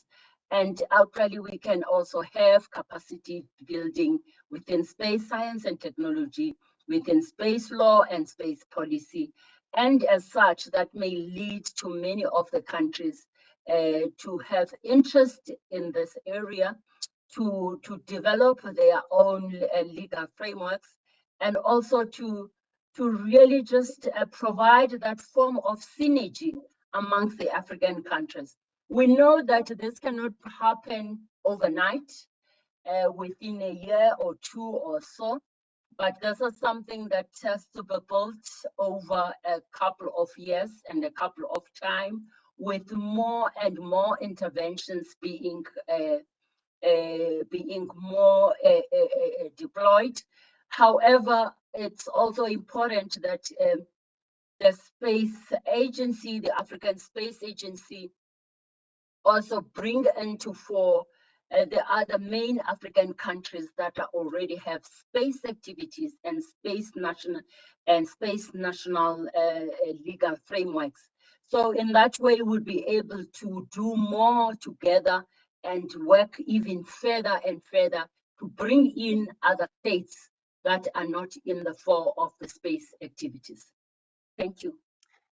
Thank you. Thank you very much. That's excellent. And we really want to encourage all states that, of course, not become members of COPUS to consider doing so. And I am certainly happy to engage and support in that way. And Nicholas is, of course, as well. And we work together on these things to increase the voice of all countries in our work and in the work for the global good, as Nicholas rightly pointed out. So again, thank you very much for this. And please, back over to you, Commander. Thank you, Michael. Let me add that personal thinking, activities like this go on the right direction. Absolutely. Well, thank you, Namfuneko, again. And we're ready to go to our last presentation of today. Thank you, Namfuneko. Thank you, Commander. Thank you to all participants. Well, our next presenter is emerging from the COVID positive ashes. Colonel Hernantello Sir from the Chilean Air Force with the presentation Norms of Responsible Conduct Followed and Promoted by Chile in Outer Space Activity. Hernantello Sir, you have the floor. Good morning, good afternoon, every distinguished participant in the session of this conference. Thank you very much for COPUS and from the United Nations in order to give us the opportunity to talk about the space, because the space moves us our heart, where I believe that everybody here in the floor and also in the attendance are space fans. And as space fans, I have the opportunity and the honor to work on this field many years. And today we will talk about the norms and responsible behavior of the space followed by Chile. I am Colonel Hernantello. I am really positive today because, as was indicated by the Commander Huerta, I get a positive result in COVID-19. But the good news is I'm still very well. And I am Deputy Director of Space Affairs of the Chilean Air Force. I'm also Technical Director of our government program that's called SNSAT. Could you see the information on the screen?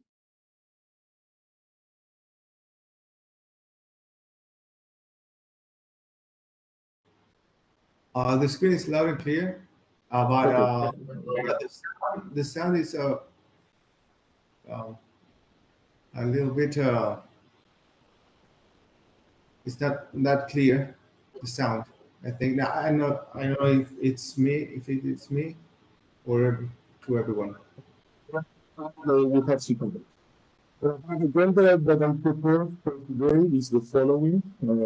For this prediction, I believe that the previous the speakers give me a lot of information and speak for me pretty way.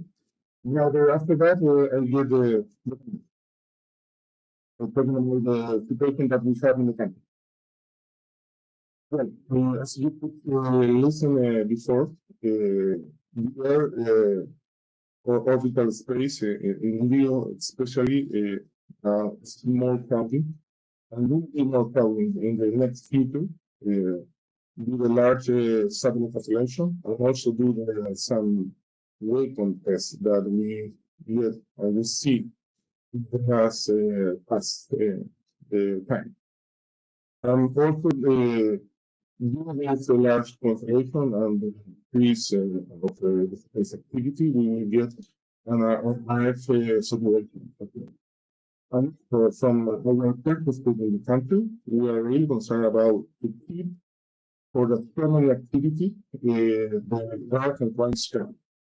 That is something we are really concerned because we have a quite 20% of the economic capacity of the world in our country.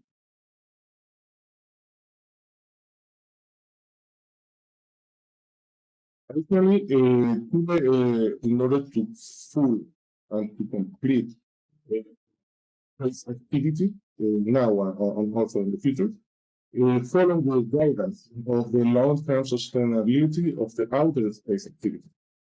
And in order to keep the track of how we deal and how we manage this guidance, I will present in the following slide how we are seeing and how we are implementing this in our country. Space policy, as was indicated, now the country create this new governance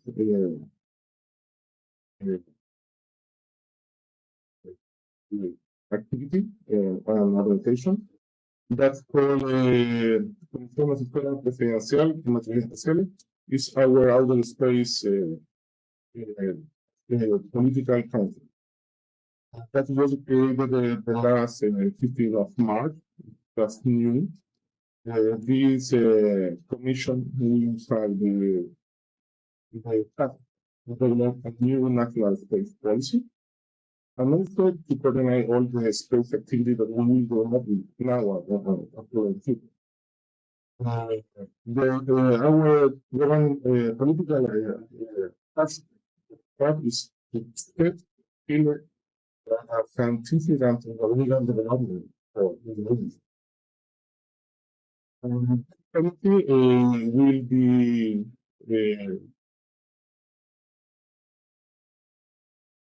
have people from 6 ministers as individual participation. The Minister of Defense, Minister of Science and Technology is the leader and the head of the committee or council. Minister of Transport and Communication, and also Minister of International Relations, and also Minister of Interior. We see now our national space system like a system that has 3 pillars. The third is the governance. That is the outer space political council that I referred to.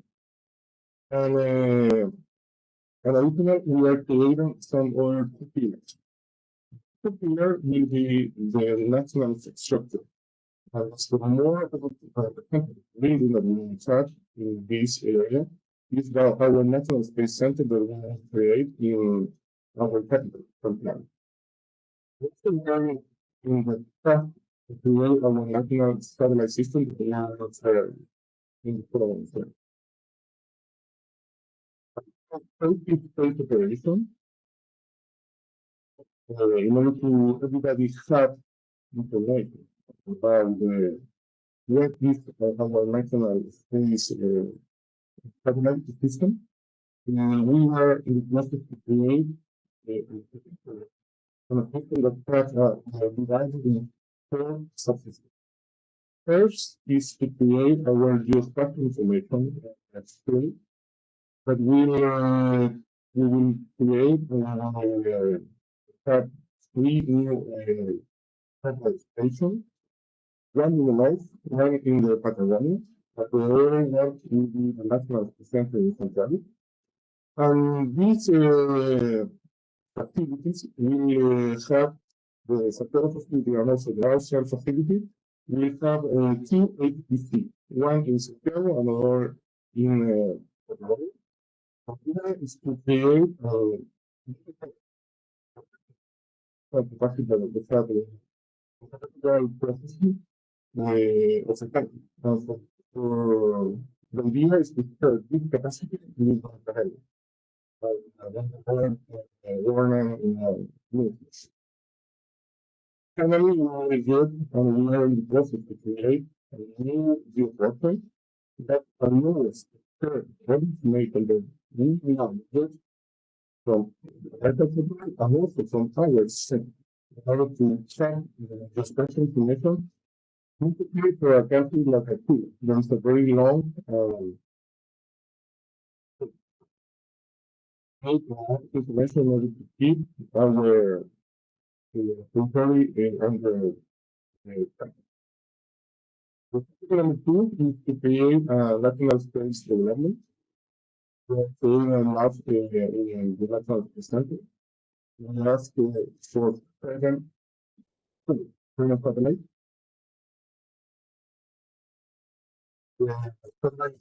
Kind of a conceptual view. And also we are recommend and now land the current, the kind of development from national with regions.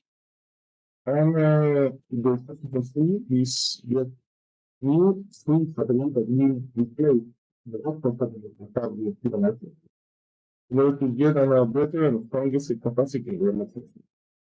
Finally, we ask for technical service in order to improve and to connect all these infrastructure that we have to all these systems are supported by an educational system that includes course with school and until master degree and PhD. And in preparation, we are moving from operate one satellite that's called Satellite, that is still in operation for 10 years, and continues in a real good state operating, to move to 10 new satellites. That's move to improve our capacity and capability in resource. For addition, we are creating 3 new stations that we have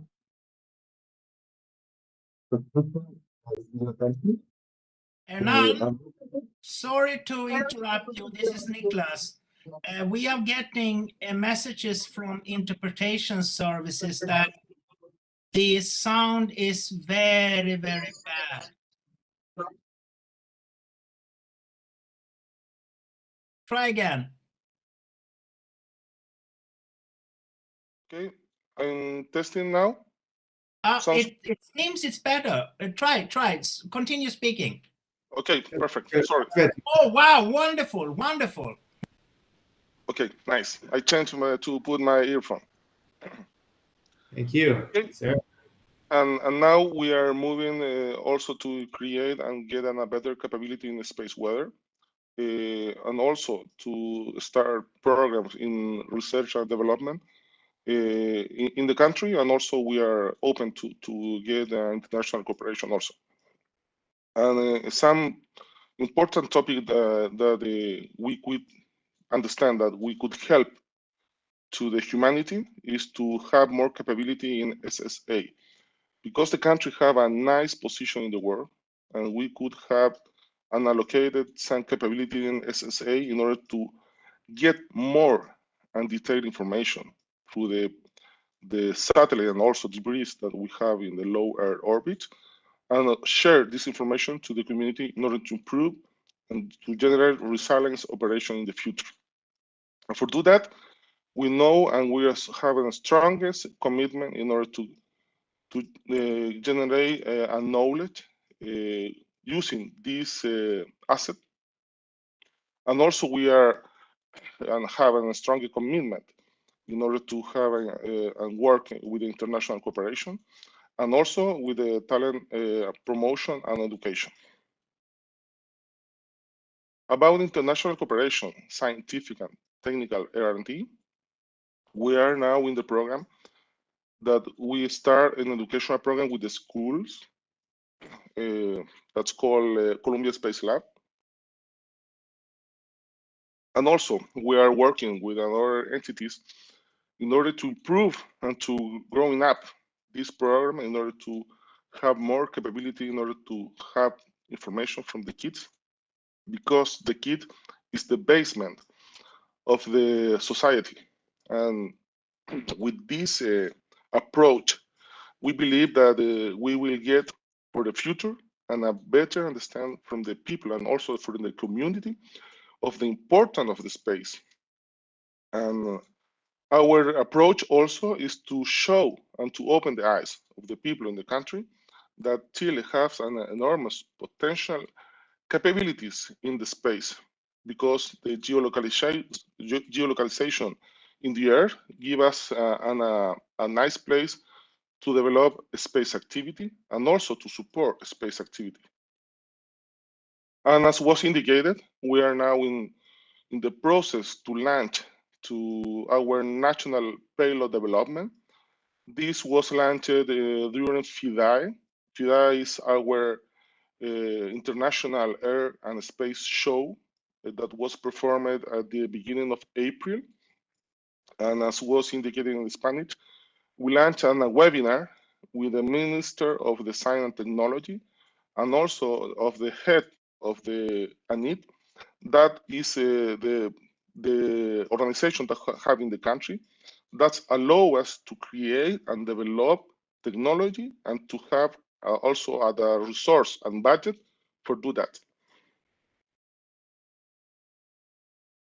Our vision in the Chilean space space is to have a national program that work coordinatedly with international cooperation and also with a sectoral program. The idea is to have a different kind of mission that give us more muscles in order to have a better fit, in order to have a biggest activities in the future. And for do that, we put these 7 microsatellite on the floor or on the table in order to work with different academic organization. We are now in the program to develop a challenge to get people from the civilian areas that work with us in the next year in order to perform an activity of assembly, integration, and testing of these new 7 satellites. This will be due in our National Space Center that now is in development and construction. And also, we are now in the process to work with our political council in order to put on the table also how to improve our use of Chile like a natural laboratory. About the education and talent promotion, that is a very important topic. The idea is to reduce the digital and technological gap in the country. We are working, as was indicated, with the school. Now we are working with the 3 different regions in the country. And also we are working with the Minister of Science and Technology to develop some PhD and master degree with the National University. And for sure, the idea is to continue with international cooperation also and get some diplomas and a space course. We created under the Chilean Air Force one course that is now open from the other armed forces. We use some committee that's called SICOFA in order to promote it and to have people on there. And also we are promoting the seminar conference like this. And about the school, we are in the process of the implementation because it started the last month. with 15 schools in 3 different cities. One is Antofagasta in the north, Santiago, the capital, and also Punta Arenas. We're working on the first mission, that is a standardization, and in the following weeks, we will change to Mars challenge. And about the human capital also, as was indicated, we are working with the Minister of Science and Technology in order to promote the human talent and to create some master and PhD in the space using some PhD and master that we have already in cooperation with ANEPE. That is our organization that we use for this purpose. And also we have some defense course that we will launch in the next semester. It's a space basic system.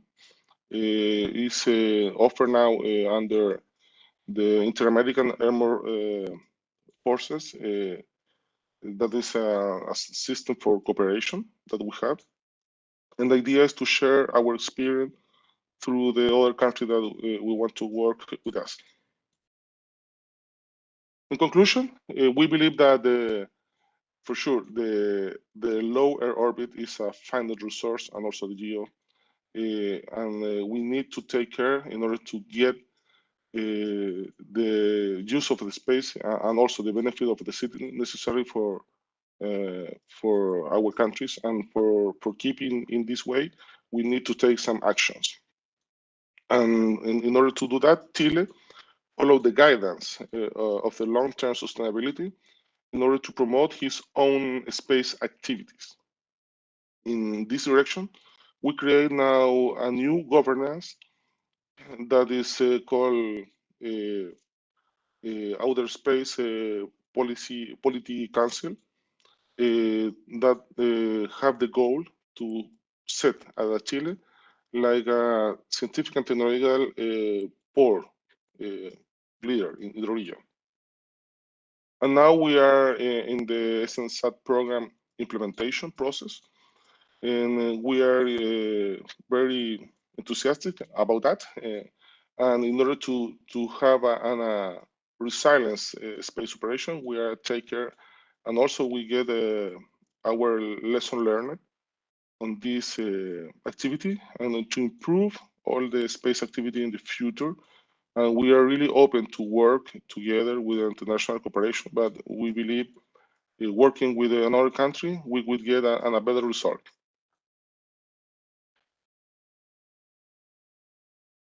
Okay, thank you very much for your attendance. And I'm really open to see your comment and also your question.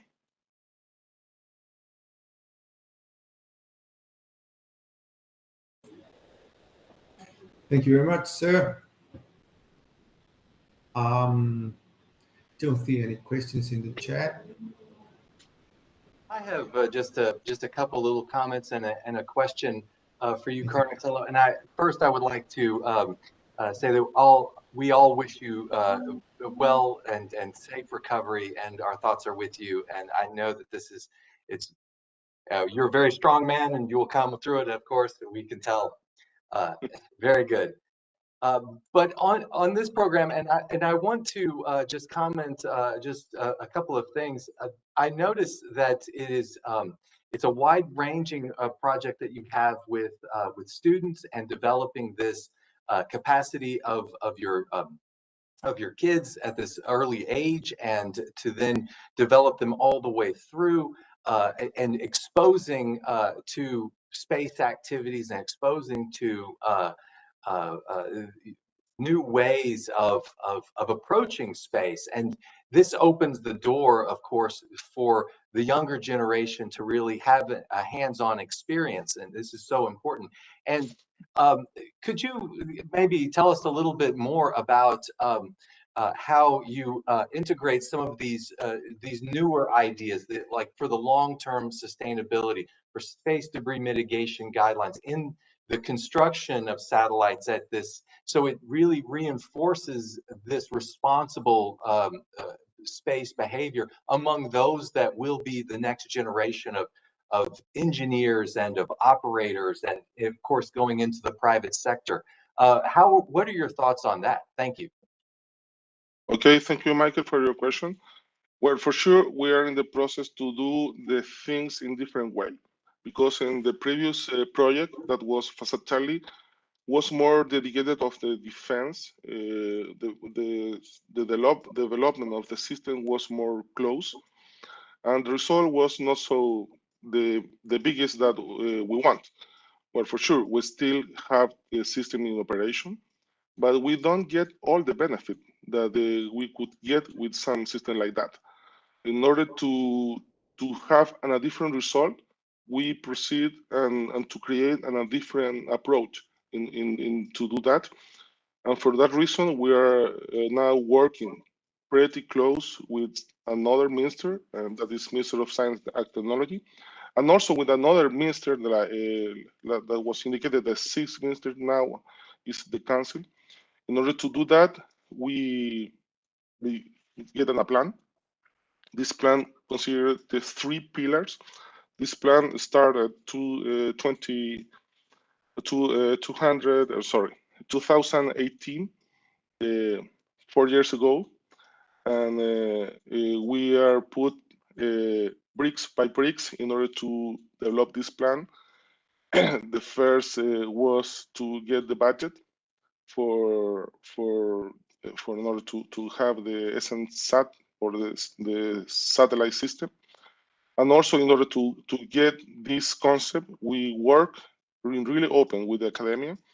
In the country, we have an organization that is the University of Chile that have the strongest capability and also get now his own satellite program and launched 3 satellites the last month. And in order to have a better vision, in order to have a better plan, we open the door and to ask people inside of the country to bring us the vision and also the help in order to construct this new program. And the result was the result that was indicated. Now we have a better system. We have a presidential document that is the Decree 24 that was create this outer space political council that give us a better and strongest situation in order to get a better communication inside and also outside of the country. And for do that, for sure, the Air Force are in the field in order to allow this situation happen. But for sure, we are in the different approach, and we start to see the result. Now we have a program that includes kids. The kids we could see in the previous program that was the pilot in the last year that give us the opportunity to be with the student and the third stage to open to the student to see the armed forces in different way, because you could bring us more information about the physics and mathematics, and also have a physical approach with them and give us a different opportunities for the life. Because the program is very social now. As you could see, we are an approach that the objective of this program is to bring to the citizen some solution, and the solution comes from the space. And the solution will be arrived from different way. One would be the geospatial information, because as you could see from the news and in your personal experience, Chile is in a country that have a lot of emergency, natural emergencies like a earthquakes or tsunamis, and we need to get information. We spread through the country, and our country is pretty long in order to get information to the people and also to know what happened in some isolated areas. We need to get our geospatial information updated as soon as we can in order to know what happened and also to plan and provide the solution as soon as we can. And also we are having now an approach to start to work with the telecommunication, because telecommunication is another way to give solution to the people in the country. We have a lot of area isolated. We don't have a lot of population on this area. And for sure, the commercial entities will not be worried about that, because it's not, we don't get a benefit in order to provide some communication from 100 peoples. And the governance could bring this solution. And the idea is to arrive with this kind of solution from the space to the community. That's excellent how you are putting together a full cycle and a full scope of space activities, from education and developing the capacity of your young population, so that then they can feel connected to the outcome of having real-time access to data.